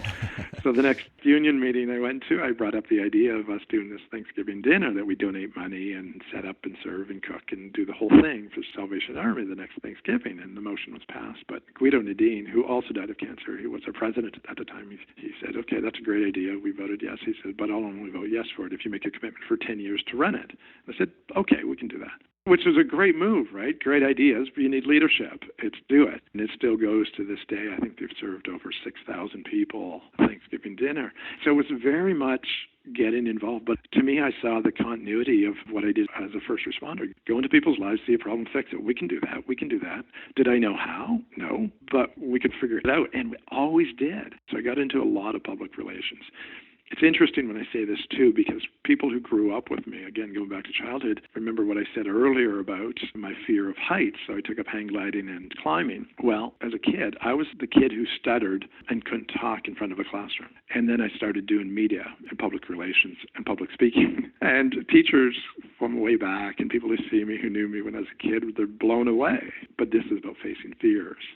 And this is what I would always do. But it was being a first responder of solving problems in crisis that just became second nature. And it didn't need to be in the field. It didn't need to be emergencies. But my brain would always go to solution-based thinking. At the time, it drove my ex-wife crazy because I was always fixing everything, right? Anything that would come up. And one of the pieces that I had to learn over time in conversations with people, and this comes back to relationships, is that sometimes when people talk about their problems, they actually don't want you to fix them. They just want to be listened to. That's one thing I learned. It's like, maybe I don't have to fix everything. But when it comes to public relations, I ended up doing a lot of that in the 2000s. And what I found as a firefighter, we had this really unique way of being impactful in communities. I remember at a talk I did in 2011, I talked about firefighters' roles in the communities and the masks that we wear. I was talking about that mask that we paint on both sides and us living up to expectations as firefighters in the community. And I said to this audience, where do you think your idea of me as a firefighter comes from? You know, they threw out different ideas. And I said, your idea for me as a firefighter comes from children's books. And then I said, how the hell do I ever live up to that? How do I feel when I let you down? These are pretty big expectations. And I think articulating why we have the strength that we do in a community is an important exercise to realize how significant that is and where it comes from. Why do we feel so good to be firefighters? I think articulating and really tearing that apart is what I started to do through public relations. Why are we so powerful? I remember the cancer charity we worked with, I'd said, I want 5 diamond sponsors, which were $5,000 each. And this is what I want for next year's event. And I had the CEO of the foundation, he sort of laughed at me and said, that's impossible. We work all year for one for our Bachelors of Hope auction. Within 2 months, I had our 5th one. Not only was he blown away, he was threatened by it, but it made me dig, like, why is it? Why do people, why do companies, why do organizations feel so strongly about us, so safe, so trusting? And it's this relationship that they have. And where does it come from? It gets built from childhood. And I think it's a big responsibility also. That these are really good. We can do good with it. But understand where it comes from and how we end up feeling about ourselves was sort of the path that I was on, this sort of journey that was bigger than just let's do cool stuff in the community. But I would always ask why? And it was always tied to stories. Why is it that people's stories matter? And getting away from the why, then people end up taking what exists for granted and they don't treat it with the respect it deserves and live up to it.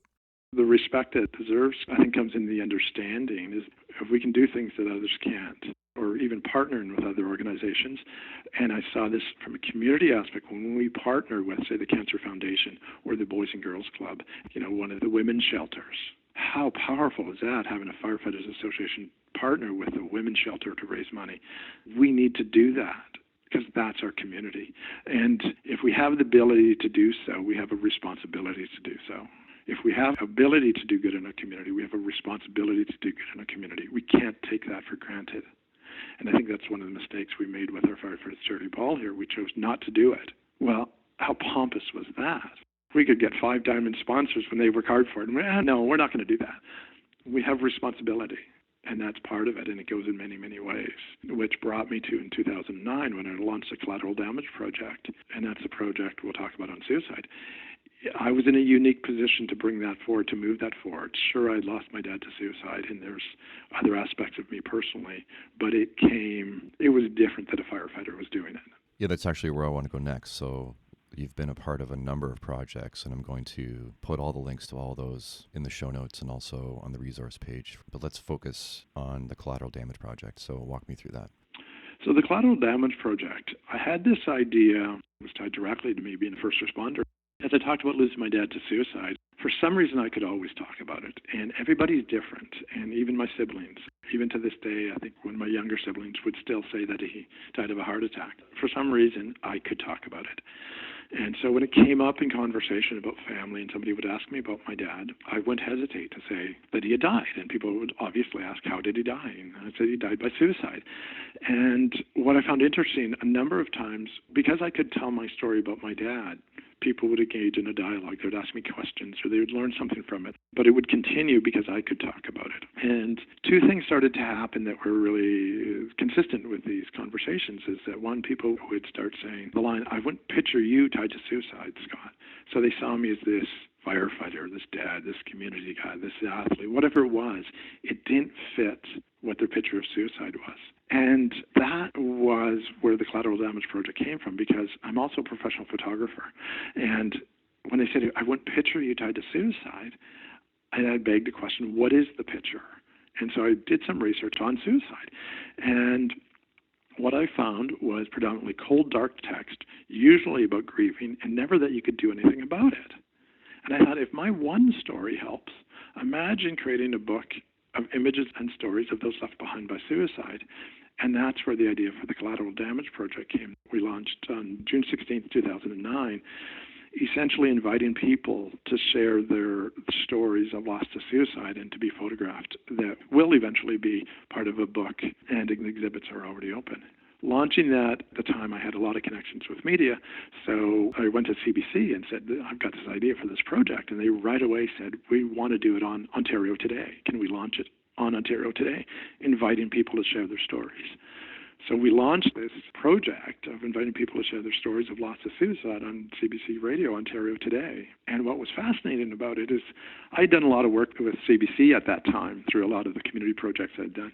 And this was the first time that they brought me in to do some trial run. Nobody was really sure who was going to call or what was going to happen. This had never been done before.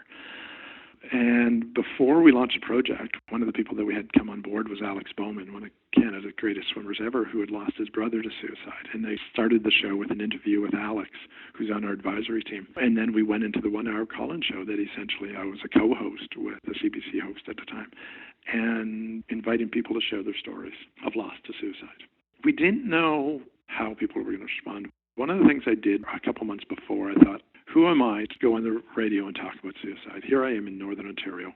We have, in the region with Indigenous populations, some of the highest suicide rates on the planet in our region.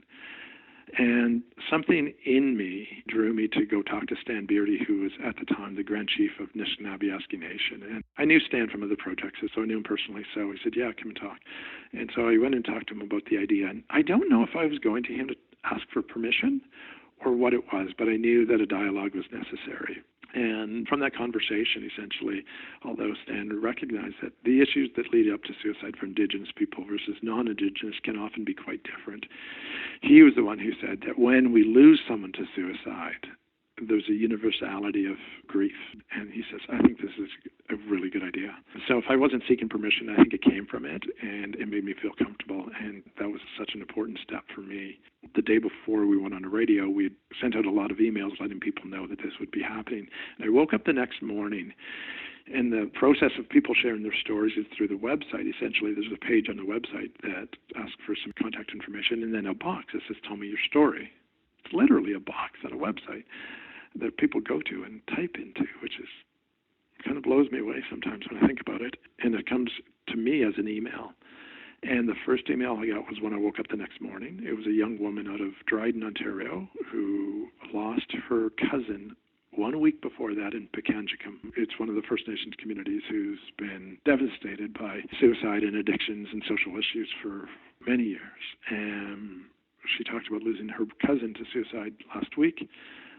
He had graduated from grade 12 and he had been signed up for some military program in the fall, and very short but succinct. And it really, to me, it was preparation to go on to the radio. And I realized at that moment that what my role was the keeper of these stories, and that the stories were everything.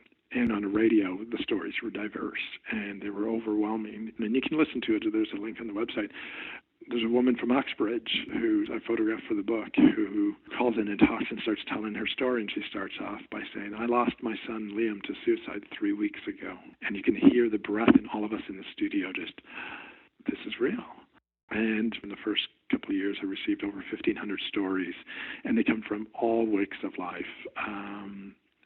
And what the goal is for me is that essentially with the book to create a document that, one, when somebody loses someone to suicide, they realize, one, they're not alone, and they can find a story within the book that resonates with them personally, whether it's a relationship, a time in life, details of a story of loss, and just this connection of belonging and not being alone and not being isolated was my biggest thing.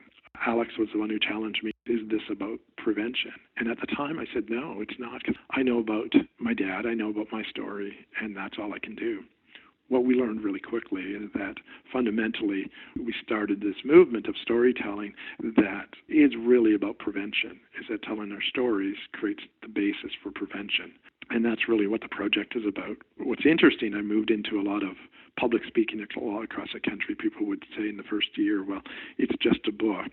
You need to do more public speaking. And so I started doing public speaking. People would come on board. We've got a fairly sizable advisory team of athletes and artists from across Canada. And I remember doing a talk at the University of Victoria with their social work group.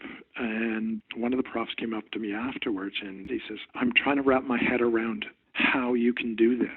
And I said, what do you mean? He says, well, people bring you stories. You just spent the last hour telling us about stories and when you meet with people, how you meet about them. He says, I've got a PhD in social work. I've done all this work and I try to teach what you're doing and I don't understand how you know and can do this. And it hit me in the moment. It's what I did as a paramedic and firefighter my whole career. I walked into people's lives in the most vulnerable time and asked them to tell me their story. And I created an environment where they could trust me with it and do good with it. That's what the project really is in this really vulnerable and authentic way. But that's why I can do it, is because this is really what first responders do every single day. The images are really important because it puts their face to it. This is who I am, and it's okay. And you just manifested it and expanded it. Well, it's taken on a life of its own in so many different ways, in that as a first responder, being able to use analogies. I remember in Niagara Falls talking at a conference, and there's many first responders in the room. There's social workers, psychologists. Being able to use the stories that we're hearing in my experiences and move it into protocols and policy change, I think is fundamental, is that it's nice to tell stories, it's nice to have this, but what are we going to do with it? Again, my brain is very much solution-based thinking. And I'm not going to minimize just the stories, but just the stories. What are we going to do with it? And I was talking at this conference, and because there was many first responder leaders in this room, it sort of hit me. And I started telling this story about how we can create real change. And I was talking about protocols. I said, here's an example. Say we have a call for suicide, and let's assume for discussion it's a hanging. So we get a call, whether it's firefighters or paramedics. We go to this call and somebody's hanging. We have protocols of what to do for that call. Often, unfortunately, there's little we can do. And we go to leave in that call, and we can look in the kitchen and see a family who's just going through the greatest trauma of their life. And I look at the audience and say, do you agree? And everybody in the room will nod their head yes. So, but based on our protocols and our training, we leave. Now let's go back to that same call, that same hanging, and now we go to leave, and we look in the kitchen, and I see somebody with a bone sticking out of their arm. I'm trained really well to go up to them, assess, treat, and transport, and they'll be healed in 2 months. Now let's compare these two traumas. And I said, I'm 48 years old, and my dad's suicide still remains the greatest trauma of my life. And today, our protocols, unless you find me a first response service who has a protocol for something different, our protocols remain the same as when my dad died in 1982. We need to look at mental health differently as a trauma that it is. I said, because even if I fractured my femur today, the trauma of losing my dad to suicide would still be the greatest trauma of my life. And I said, what we're doing right now is, imagine if we had outside of this hall on the highway 3-car pileup, and we all go out there because we're all trained really well, the first responders in the room. We start doing the jobs that we're trained to do really well. And we have a neighbor of one of the people show up and said, hey, that's Joe. I know Joe. I'm going to take him home. And we say, okay. And we let them do that. We wouldn't do that. But we do that today with suicide calls that we go on every day in probably every community. Because we see the psychological trauma and the healing that is required is beyond us.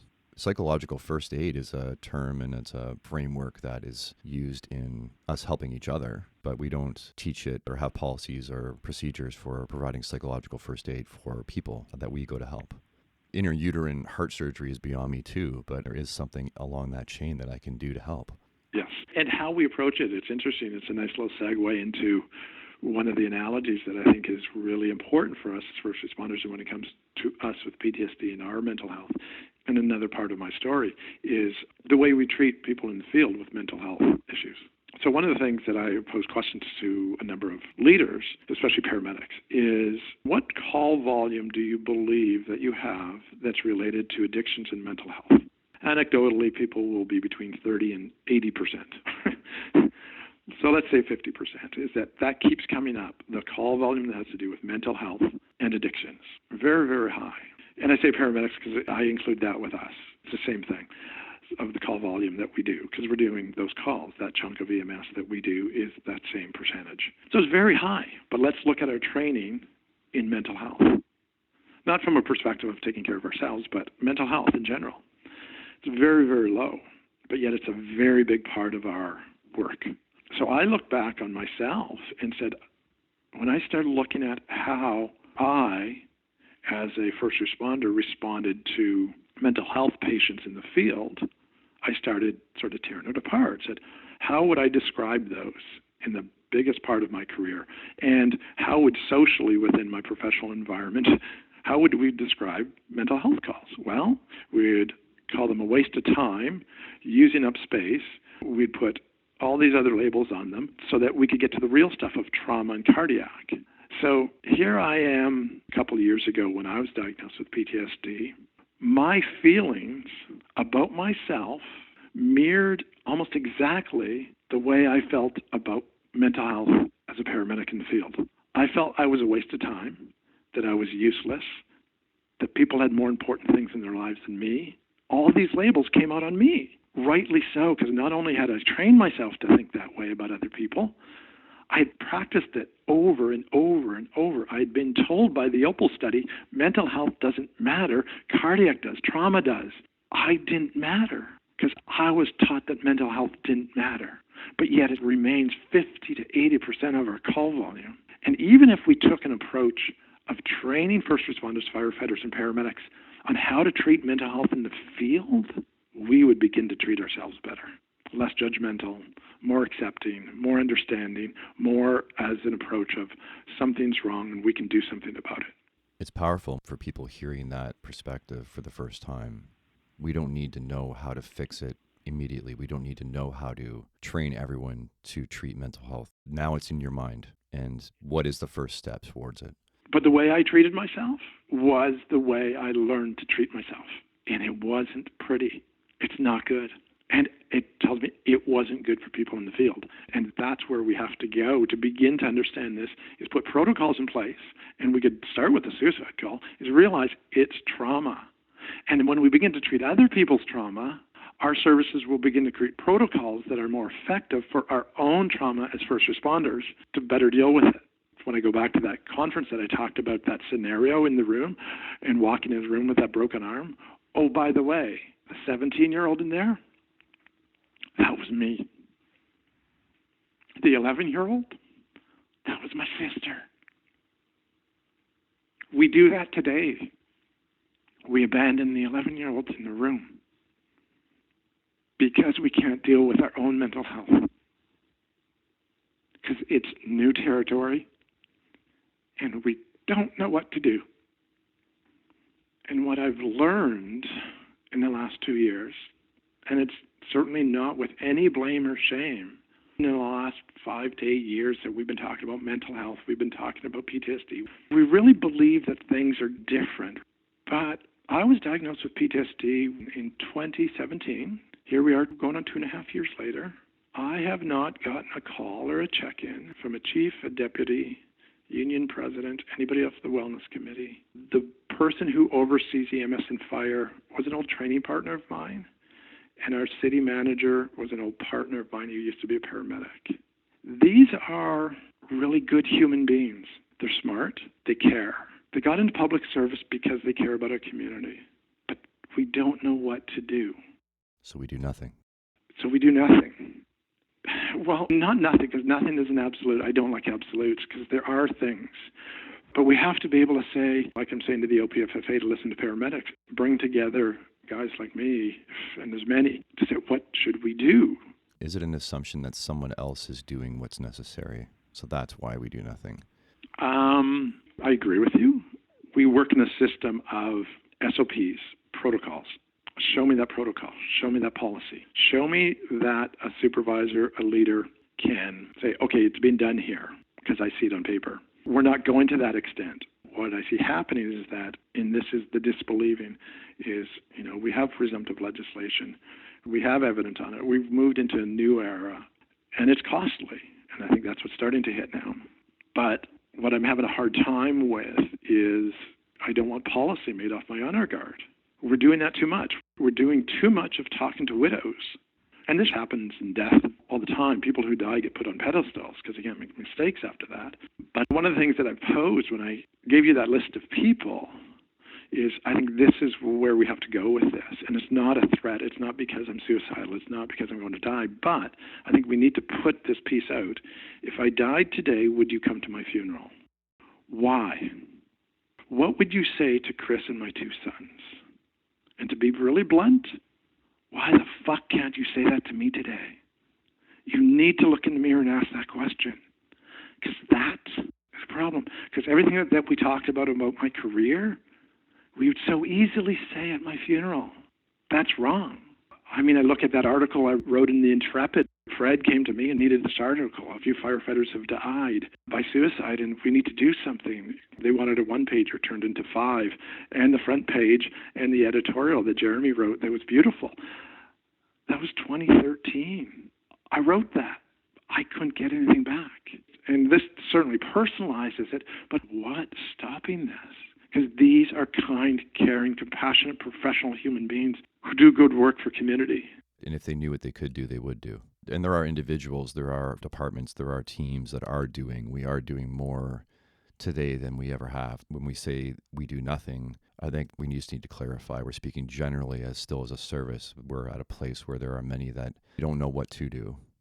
That's the big thing, and that's what I'm finding even with WSIB, even with the city. We've got these policies and protocols and even clauses in the contract that have been there for 30 years. One of the clauses is how my salary changes after 2 years. Well, I've had to say to them, we need to do this differently. And they're like, well, this is the path we're on. This is what the contract says. I said, this is dangerous. Well, why? I said, well, I'm the first one in Thunder Bay.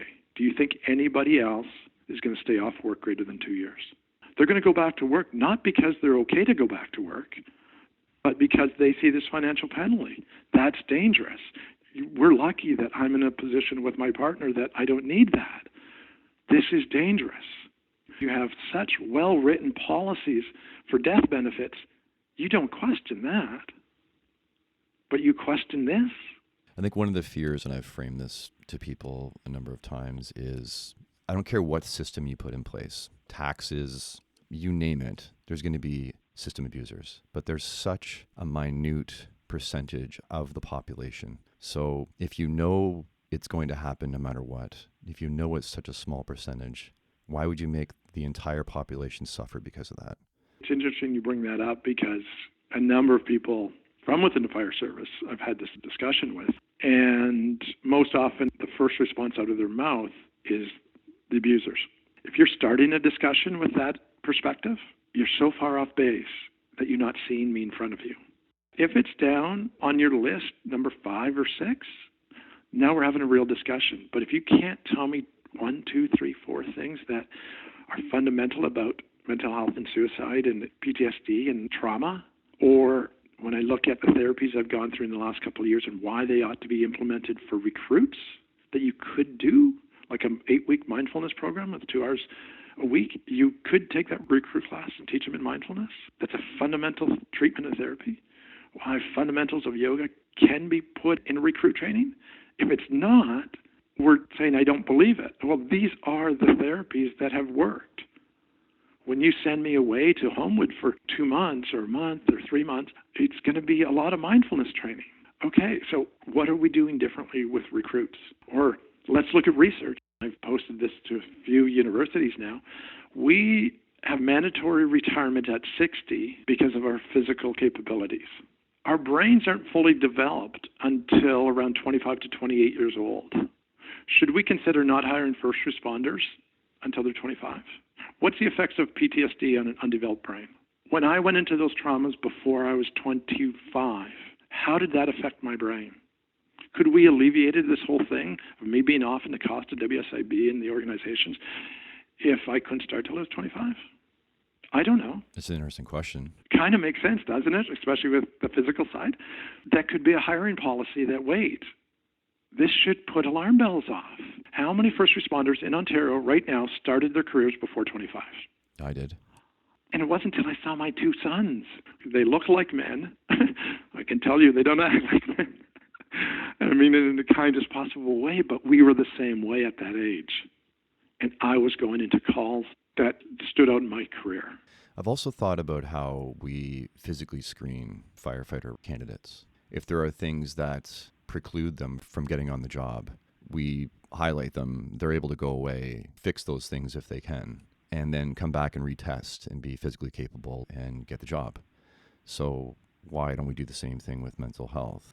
Why not mentally screen candidates? And if there are red flags, then they're highlighted for them. And in some cases, they may not even know that they're there. So you would be able to become aware of something that might be harmful for you. It's not only that you're going to be a back injury and a WSIB claim, and that's not why we want you. It's also, if you come in this job with that back issue, you're going to blow your back out, and that affects you. So being aware of the mental issues, it would be a good thing for you to realize it. It'd be a good thing for you to fix it and then come back and be prepared. And now you're going to have a healthier, happier career, and everybody wins. Yes, especially you and your family. And again, when we look at what we're talking about, and because we both know him personally, is Rob Martin. So Rob Martin looks at a resume that sees mindfulness training and a meditation practice. That's going to carry weight. But for an administrator who has no knowledge or practice, it's not going to carry any weight. So when we look at what leadership really is, when it comes to the mental health components, it's not just taking road to mental readiness. It's not just checking these boxes. It's having a practice in your life that helps you deal with trauma. Then you can see it in others. Exactly. So you mentioned the Intrepid article, summer of 2013. The cover on the article having Paul Combs, the image is amazing. The article, the image, it was perfectly structured. And how great of him to do it. I got a hold of Paul right away, Paul and Jeremy, and they had done stuff together before. It was perfect. Hopefully people will see it. But that article, what my perspective was, certainly coming from what I'd started with the Collateral Damage project, storytelling, it quickly moved into suicide prevention. And again, it's a first responder in me that came out is, okay, well, here we have a problem. It's suicide. How do we prevent suicide? And we're in crisis mode now. And so Safe Talk is recognizing somebody with thoughts of suicide, how to ask them, how to keep them safe, and how to connect them with existing resources. What I saw with that is a CPR model, is that part of the reason why I advocate so strongly for Safe Talk, because I think it's like CPR to cardiac, is that if I want anybody to know anything, if I drop of a heart attack right now, it's CPR. They don't need to know the physiology of my heart. They don't need to know that smoking's bad for me. They don't need to know about obesity. They don't need to know anything but just to keep me alive. So the starting point when it comes to suicide prevention is keeping people alive in a crisis. Certainly not the solution, certainly not the prevention, but this is what we need. And it was such a highlight. It was part of the work that I was doing everywhere, but I saw it as we need this as core training for firefighters. Then from Safe Talk, then we start looking at the issues that lead up to people having thoughts of suicide. And yes, mental health is a component of it, and we started seeing Road to Mental Readiness after that. And at the time, I was working really closely with the Mental Health Commission. I've done lots of work with them right through. And so because of the Collateral Damage project, I ended up in a place, like even with the guidelines for the first responders first. Fundamentally, all of it is somebody's at risk of suicide right now. We need step-by-step protocol, what to do, how to do it. Those are the questions I kept getting. This is what I saw as a solution. Essentially, Safe Talk is taught by a Canadian company out of Calgary called Living Works. And people would say, oh, it's a private company. And I'd say, well, so is CPR. They're owned by American Heart. Again, these analogies, right, of my work as a first responder fit so well with this. So that's what I focused on with that article, and it was, this is what families can do now. Everybody needs this tool now, just like CPR. Then we look at the next steps. Interestingly, I had pushed Thunder Bay to do it. Thunder Bay was probably the first fire service to do it, and it was through constant push they finally gave in. The deputy, he was really good. Greg Henke was amazing. And they did it, and the classes were incredible, how it opened up men to talk about how they feel. Some people couldn't stay in it. Some people had to leave the room. 200 firefighters trained in less than, I think, 2 weeks or 2 blocks or something like that. I forget. And within a couple weeks, I had heard directly from people who were involved that 4 firefighters were brought to emerge by colleagues who had thoughts of suicide. They now had the tools of what to do. And we have to start at this point of saving lives and then move back from it. What are the issues that lead up to it? And this is why I think we also have to be careful of mental health. Yes, it's mental health, but let's tear that apart. I love tearing stuff apart. Is what do people need? What are people looking for?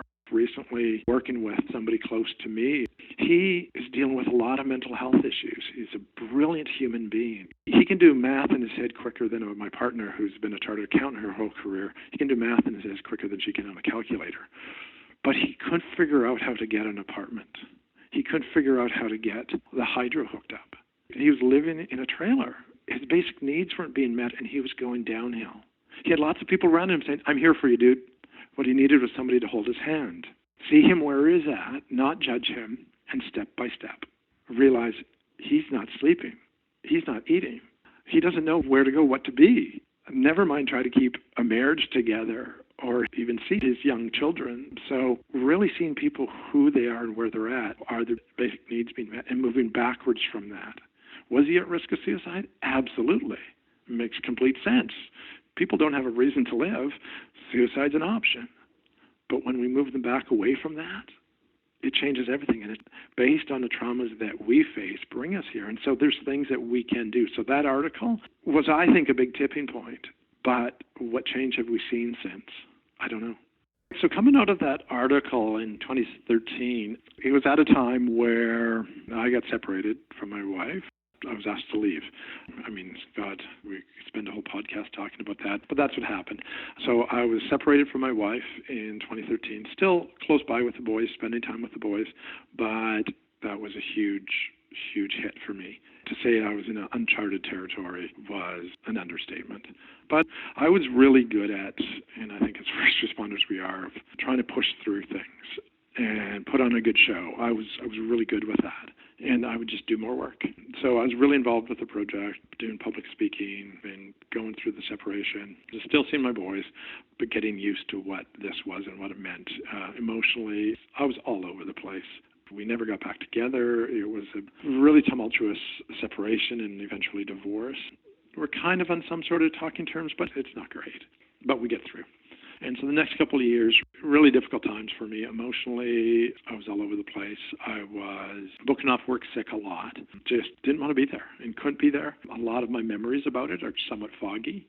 But then I remember when the talk in around 2015 came up about the presumptive legislation for PTSD. And of course, I was involved with that and watching it carefully. I remember one of the people on our advisory team for the project is a psychologist on the West Coast, and her clinical practice is predominantly with first responders. Her PhD thesis was on firefighters and mental health. Her dad was a firefighter. Her husband's a firefighter. So she's a fantastic person to have on our advisory team. Lisa Kitt's her name. And I was out in BC doing some talks, and Lisa and I had gotten together a few times. And I remember in passing in conversation, and Lisa's really frank, an incredible human being. And I said to her, I think I've got PTSD. And she looks at me and sort of laughs and said, yeah, think? I'm like, what do you mean? And essentially I got her to talk me through about what PTSD looks like, what happens. And that's what it was. I was like, wow. Okay, so this stuff isn't normal. She says, no. and really pragmatic. And I started talking about nightmares, talking about memories, talking about hypervigilance, talking about, she says, oh yeah, every time we walk into a restaurant, walk into a room, I could give you a quiz of people in the room, the exits, the doors, what they're saying, what they're doing, and you'd ace it. And that's come from everything that you've done. So we had this big conversation, kind of left it at that. But I knew the presumptive legislation was coming, and so I thought, I'm going to wait till 2016, and I kind of put it aside. And then 2016, of course, we get our presumptive legislation. I think it was in the spring. And then I thought, I'm up for a captain promotion probably this summer. I'm going to wait for that because I don't want to not get that because of this. So I waited to the summer 2016, got my promotion, and then I thought, oh shit, now there's a year probationary period. I'm going to wait till next summer. And here I am. Mental health was not good at all. I was isolating from friends. I had moved away from everybody. I was hiding away in my house. I had the boys a week on, week off. But not even that. They're staying at their mom's more. They were usually pretty freaked out about my behaviors and emotions. But I thought I was handling things pretty good. And I thought, I'm going to wait till the summer 2017 once I get through my probationary period. And early, like January, February of 2017, it was really getting bad. I had no contact with friends, going to work on and off, and ended up in this full-blown crisis that nobody knew about. I could sometimes go to work. My weight around the time was 10 pounds lower than my Ironman weight. I looked horrible. Nobody said anything to me. And finally, I went to my deputy chief and said, how do I do this? So I told him what was going on, and I want to file some WSIB paperwork. What do I do? And he says, well, get the paperwork from the platoon chief. So I went to the platoon chief and told him what I was going to do. And at the time, we had paperwork. They were switching to a digital version. And we sat in front of this paperwork, and there was nothing for mental health. And I was quite blunt, and it was like, where the fuck do I write bad dreams? What do I do with this? And I actually had to do the research, do the work, and walk them through the paperwork.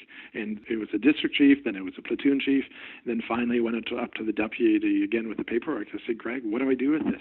He says, just sign it and leave it with me. Scott, go take care of yourself. And then I spent probably a couple weeks curled up in a ball in my bedroom. I didn't make the appointment with a psychologist. And then one day a friend came over and we talked for a bit and said, you really got to make that appointment. I had some therapists before, but they were social workers, and they were really, really good. And one of the things that pissed me off about the presumptive legislation is that I had a really good therapist, but I couldn't use her because she didn't fit the criteria. And she had actually said, go get your psychologist. You need to get into the system. And that's what I did. I found a psychologist who agreed to take me and did the diagnostics. The diagnostics took a few days. And one of the pieces with the diagnostics was profound, is that there was sort of clinical stuff in the office with him, and then he gave me this questionnaire to bring home in this brown envelope. And I remember taking it home, put it on the desk, and I had the boys, so I didn't want to really look at it yet. So a couple of days before they left, I looked at it and put it back, and I thought, okay, I'll deal with this when they're not here. And I finally took it out when they weren't here and went through it. And for the first time in my life, I was honest. So the questions in the questionnaire, lots of questions about depression and anxiety, but suicide. How many thoughts of suicide this month, this week, the last few days? Nothing held me back from being honest. And I learned a lot that I actually use when I teach about listening. And when I got to the end of it, I realized that when I answered the questions, the piece of paper didn't get afraid of me, didn't try to fix me, didn't judge me, didn't try to change me. And I couldn't do it with anybody else because I would scare them away. Or they'd try to fix it, or make it go away, or judge it. And when I finally got done that, it was cathartic like nothing else in my life. And the next few days I brought it to my psychologist, and we had an appointment to discuss the diagnostics. And this assessment was based on a numbering system of 1 to 100, and he's going through it, explaining that to me, that, okay, it's a process of 1 to 100. Anything over a 60 would be mild PTSD, and he's going on. And I finally said, Paul, just tell me my freaking number. And he said, it's 98. So I said, wow, I didn't do that well in high school. and his response to me, I'll never forget it. It was, yeah, if you did that well in high school, you wouldn't be here today. He says, and I mean that in the kindest possible way. Yeah. And I remember after it, this profound effect. It's like, wow, this is real. So that was the start of, okay, here I am. Therapy, I'm off work, but the isolation was immense. Nobody came near, which made me feel like I just had to shut up, which made me question everything. It wasn't good. I remember running into, and this was into my therapy a bit, running into one of the guys off our wellness committee at Chapters just outside, and he hadn't seen me, he hadn't called, nobody had checked in. And he asked me how I was doing. And I was sort of hesitant. And he says, come on, it's me. And he said his name. I said, okay. And I gave him what was going on in my head. And part of that, not that I was suicidal at the time, part of that was blowing my head off. And he's like, whoa, whoa, whoa. And then he was going down this suicide. I said, no. I said, dude, you told me you wanted to hear what was going through me. And he said, yeah, but we had this conversation and he went his way. He never followed up. I'm thinking, he's a good human being. What the hell is this about? And so here I was, after all this work that I'd done in suicide, is realizing the isolation. I mean, I had suicide notes that started with, I want no dress uniforms. I wanted human beings in my life. And, you know, kind of what I talked about when you and I met it was at Kitchener-Waterloo, and I did a talk with the first responders, was I grew up, I worked in this career, or this world, this life, that referred to a family, a brotherhood. I can walk into a fire hall in North America, be part of this group.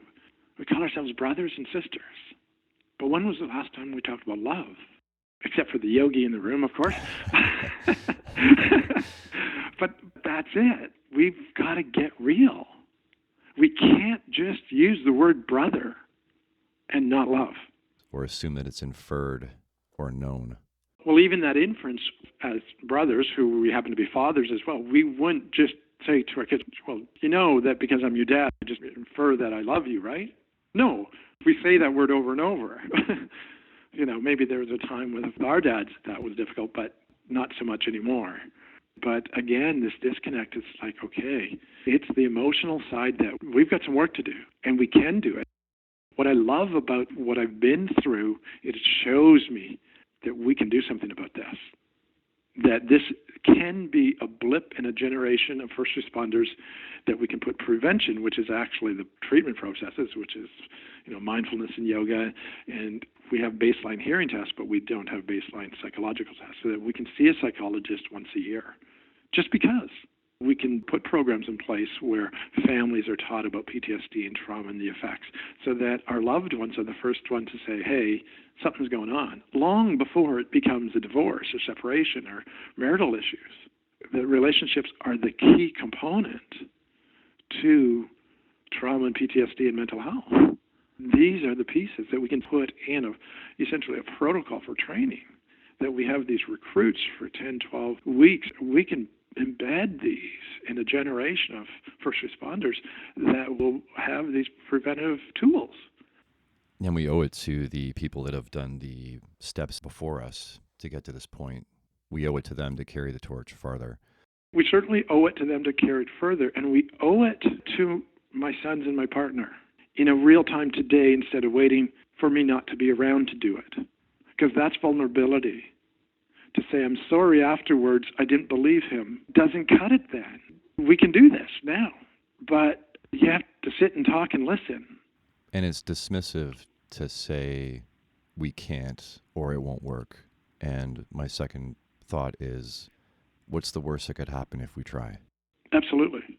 And quite frankly, the tools that we talk about, and Rob and I have talked about this a bit, is that when we look at the tools for trauma and PTSD and mental health in the field, not only would it do that, but it would make us better firefighters. The core job, that crew ready to go into that burning building from a mindfulness approach, when we start looking at what's going through our minds right now. Take me for an example, in a position going through separation and divorce, that's clogging my mind. When we look at firefighters, one of the younger ones would have been having a new baby and another one with relationships. All this stuff is being brought into this fire. When we teach mindfulness as a core component of what we do, then we're able to be present in the work that we're doing, and it creates a safer fire ground. It's not just this. Yeah, I think that's the kicker, that it's not just going to make you a little bit better. It'll make you 10 times better. It will, in all the facets of our life, in our families, in the work that we do, in our communities. This is such a win-win-win-win-win. And what we have to acknowledge, if we're at a place where we don't know what to do. So beyond the diagnosis then, walk me through your steps. And did you try and take on too much too soon? How did that healing process begin? Well, part of it started a bit before, is that I was lucky enough to have a therapist who challenged me to start doing yoga. She said, Scott, I want you to do yoga, and you can't be the best in the class. That's huge. That is huge, actually. So, one, the place that I was going, there wasn't a lot of men, so I was walking into this predominantly feminine place, and I really had to be focused on me and my mat. And this was all new to me, but I really got focused on me and my mat, and I started doing yoga every day. And it was at a time, too, again, that I was in contact, luckily. He's played a significant role in guiding us, even from the outside, was Rob Martin. Again, having mentors is really important. So the yoga was a start. And so what really kicked in after the diagnosis was essentially really, really definitive daily practices of meditations in the morning, yoga, a little bit of endurance exercise, not too much, and relationships, connecting with people, even to a point I had isolated myself so much that even for me, by around 3 or 4 o'clock in the afternoon, if I hadn't talked to anybody, seen anybody, I would just go to Chapters, which had a Starbucks, and I'd usually run into people, but just being around strangers. I had to stop myself from isolating and being away from people. So my daily routine really was the core component of I would get up in the morning before sunrise. I'd wake up with the yoga. It was a yoga wake up. I'd do 2 meditations, have a coffee, then go photograph sunrises. I love photography, so it got me up every day with purpose and get out to do something, so some movement. Then I'd come back and have quite a healthy raw breakfast, and later in the morning do some exercise, and then again lunch. Like everything turned into this regimented, what my daily activities were. At first it was a burden, and then it just turned into this really nice flow. I didn't really have to think. My meditations at night when I would wake up with nightmares, which was almost nightly, I found meditations for those. At first they didn't work at all. Sometimes I couldn't get back to sleep. And it took probably 2 years for my nightmares to calm down. One of my favorite meditations was Sarah Blondin's about transforming fear. And her line at the beginning is something like, fear, what have you come to teach me? Huge, like these seemingly small pieces became the way that I could get back to sleep and be in that, these were stabbing, these were drowning dreams, this was me under the ice.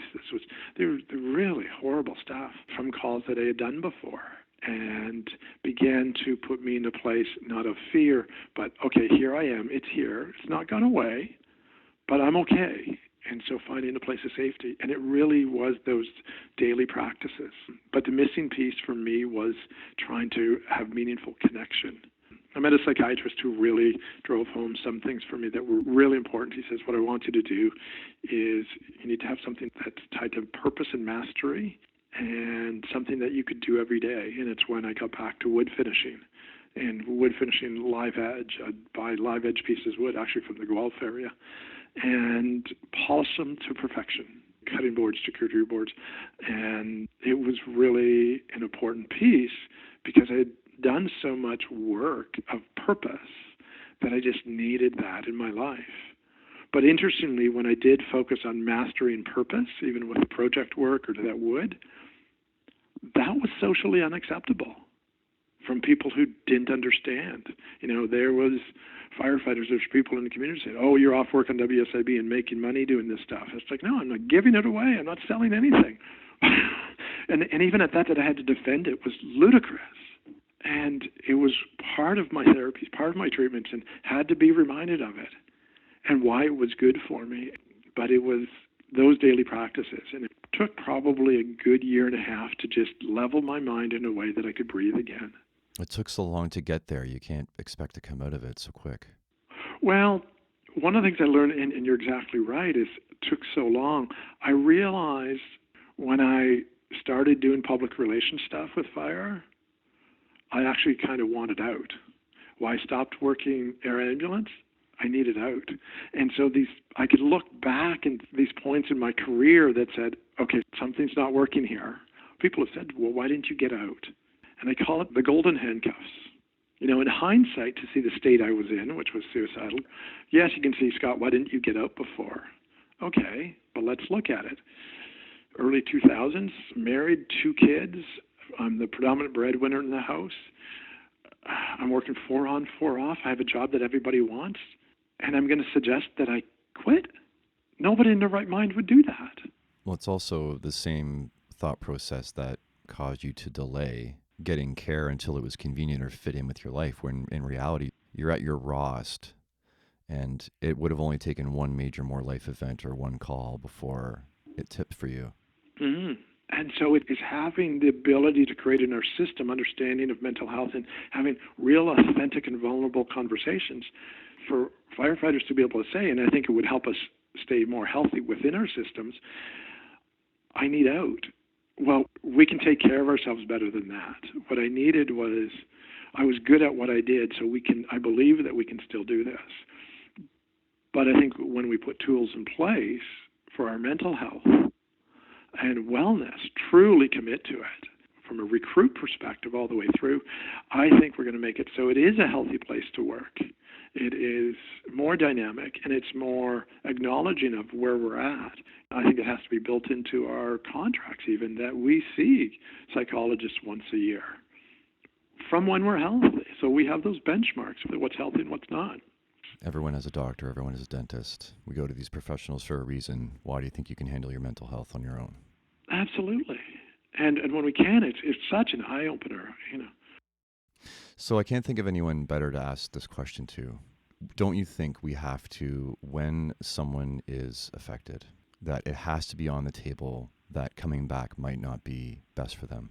That is an option. I think in the service, still, where we're at right now, it is seen as success or healed to go through the process, whatever that process is deemed, and then return to work. Return to the fire service. And you mentioned the golden handcuffs. It needs to be at some point on the table that emergency service work or work at this level, that might be it.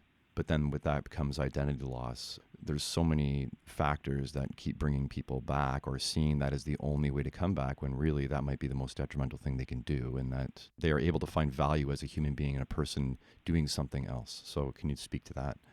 Yeah, I'm going to speak to it in a couple of ways. I think it's really important. I think with me personally, if you add up the years that I've put in, it would get into 40 plus years.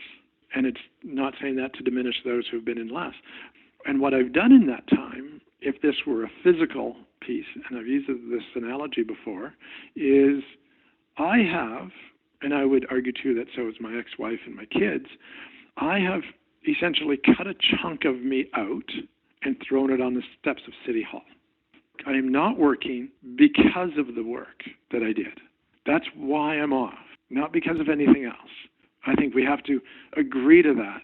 It's a huge question that you're asking of not going back, because for me, and to be completely vulnerable with it, that is the biggest thing. I, through a large part of my therapy, was staying unwell and the fear of being well and having to go back, whatever well meant.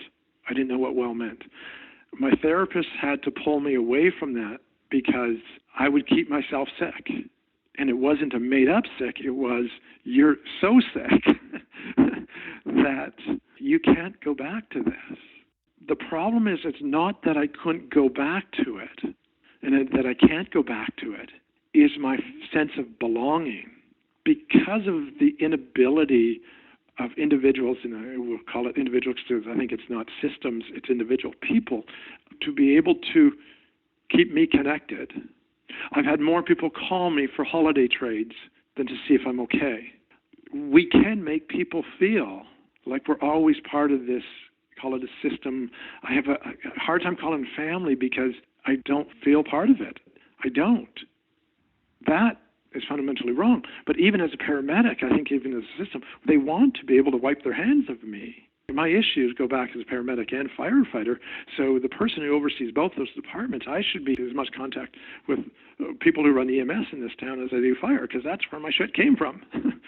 And the reason is that they can learn and grow and help others so this doesn't happen. One of the most powerful pieces for me was when another firefighter was off with PTSD this year, and he was in adult mental health. I sent him a text and to see how he was doing. His response to me in his text was the most healing piece of my journey, because what he wrote were literally my words from 2 years ago. And for the first time, I felt this is real. And I started to believe myself that I didn't make this up, because I couldn't make it up, because he couldn't write what he did unless we had the same shit going on. And that made me feel like, okay, I'm okay. I didn't make this shit up. I was left to feel like I made this up. So the piece of your question about going back is that I might not be able to go back to work and do these jobs. But if we can't look at me and my career and what I've put into it and given, if we can't keep me part of the system, who can? You know, I think about the Intrepid article. I think of Safe Talk that Fire did here. I think of what I've given for the Firefighters Charity Ball, the Salvation Army, all this stuff. And it's not, I gave this, so I need that. No, let's look at the calls. Let's look at what I did. Let's look at what we do by stepping forward and saying, I'm a part of the fire service. That's it. That's what we're saying to ourselves. When we join the fire service, join the associations, whether it's our locals, the OPFFA, or the international, we are part of a system that are bigger than ourselves.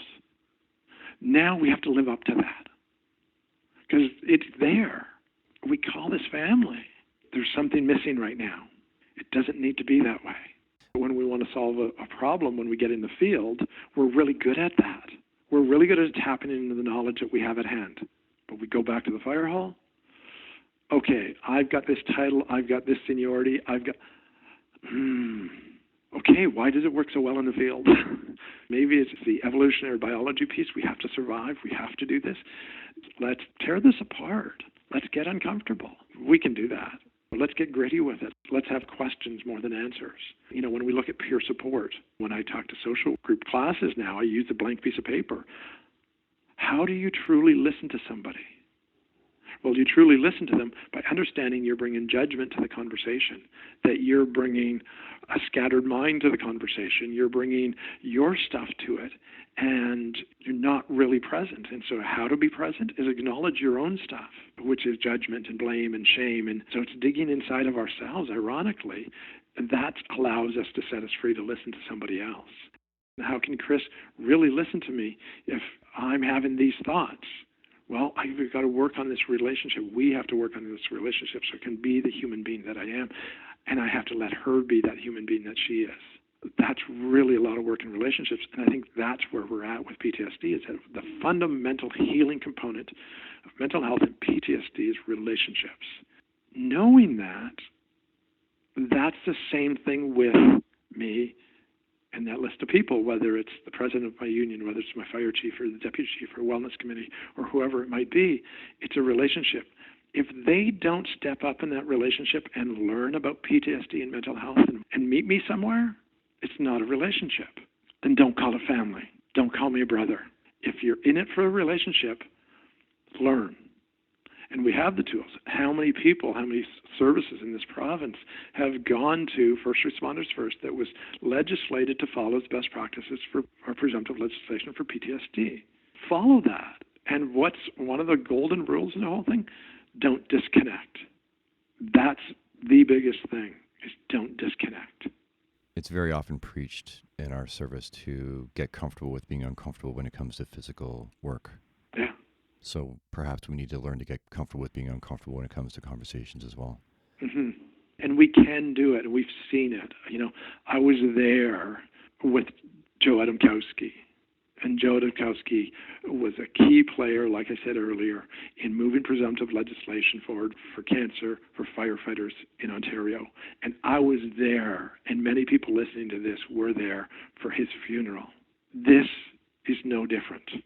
That's how we have to show up, with those voices, those connections, that meaningful connection to Joe before he died. They didn't wait for him to die. They were right there giving him, connecting everything. We can do that.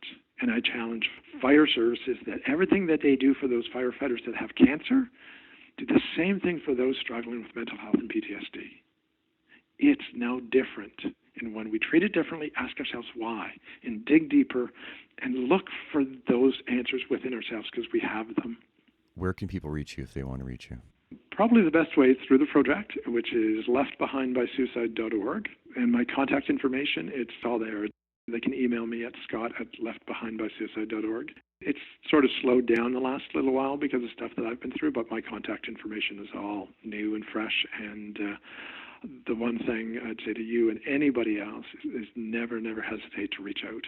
And certainly that's why I make my contact information readily available, because it's the one thing that we need to do. And I think when it comes around to preventing suicide, the only people that can save anyone is ourselves.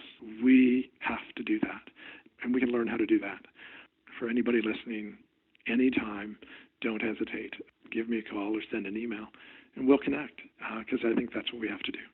Well, I don't think I can possibly express the immensity of the value of the work you have done and you continue to do, and the value of you taking the time to talk to me for these few hours. So I'm incredibly grateful. Scott, we've been talking quite a bit, and I'm grateful for this opportunity and just be part of everything that you're doing with the podcast. I think you are certainly nailing what we need to, and you're nailing it with vulnerability and authenticity and searching and asking the questions and willing to sit and listen. And I'm grateful for our time and our relationship.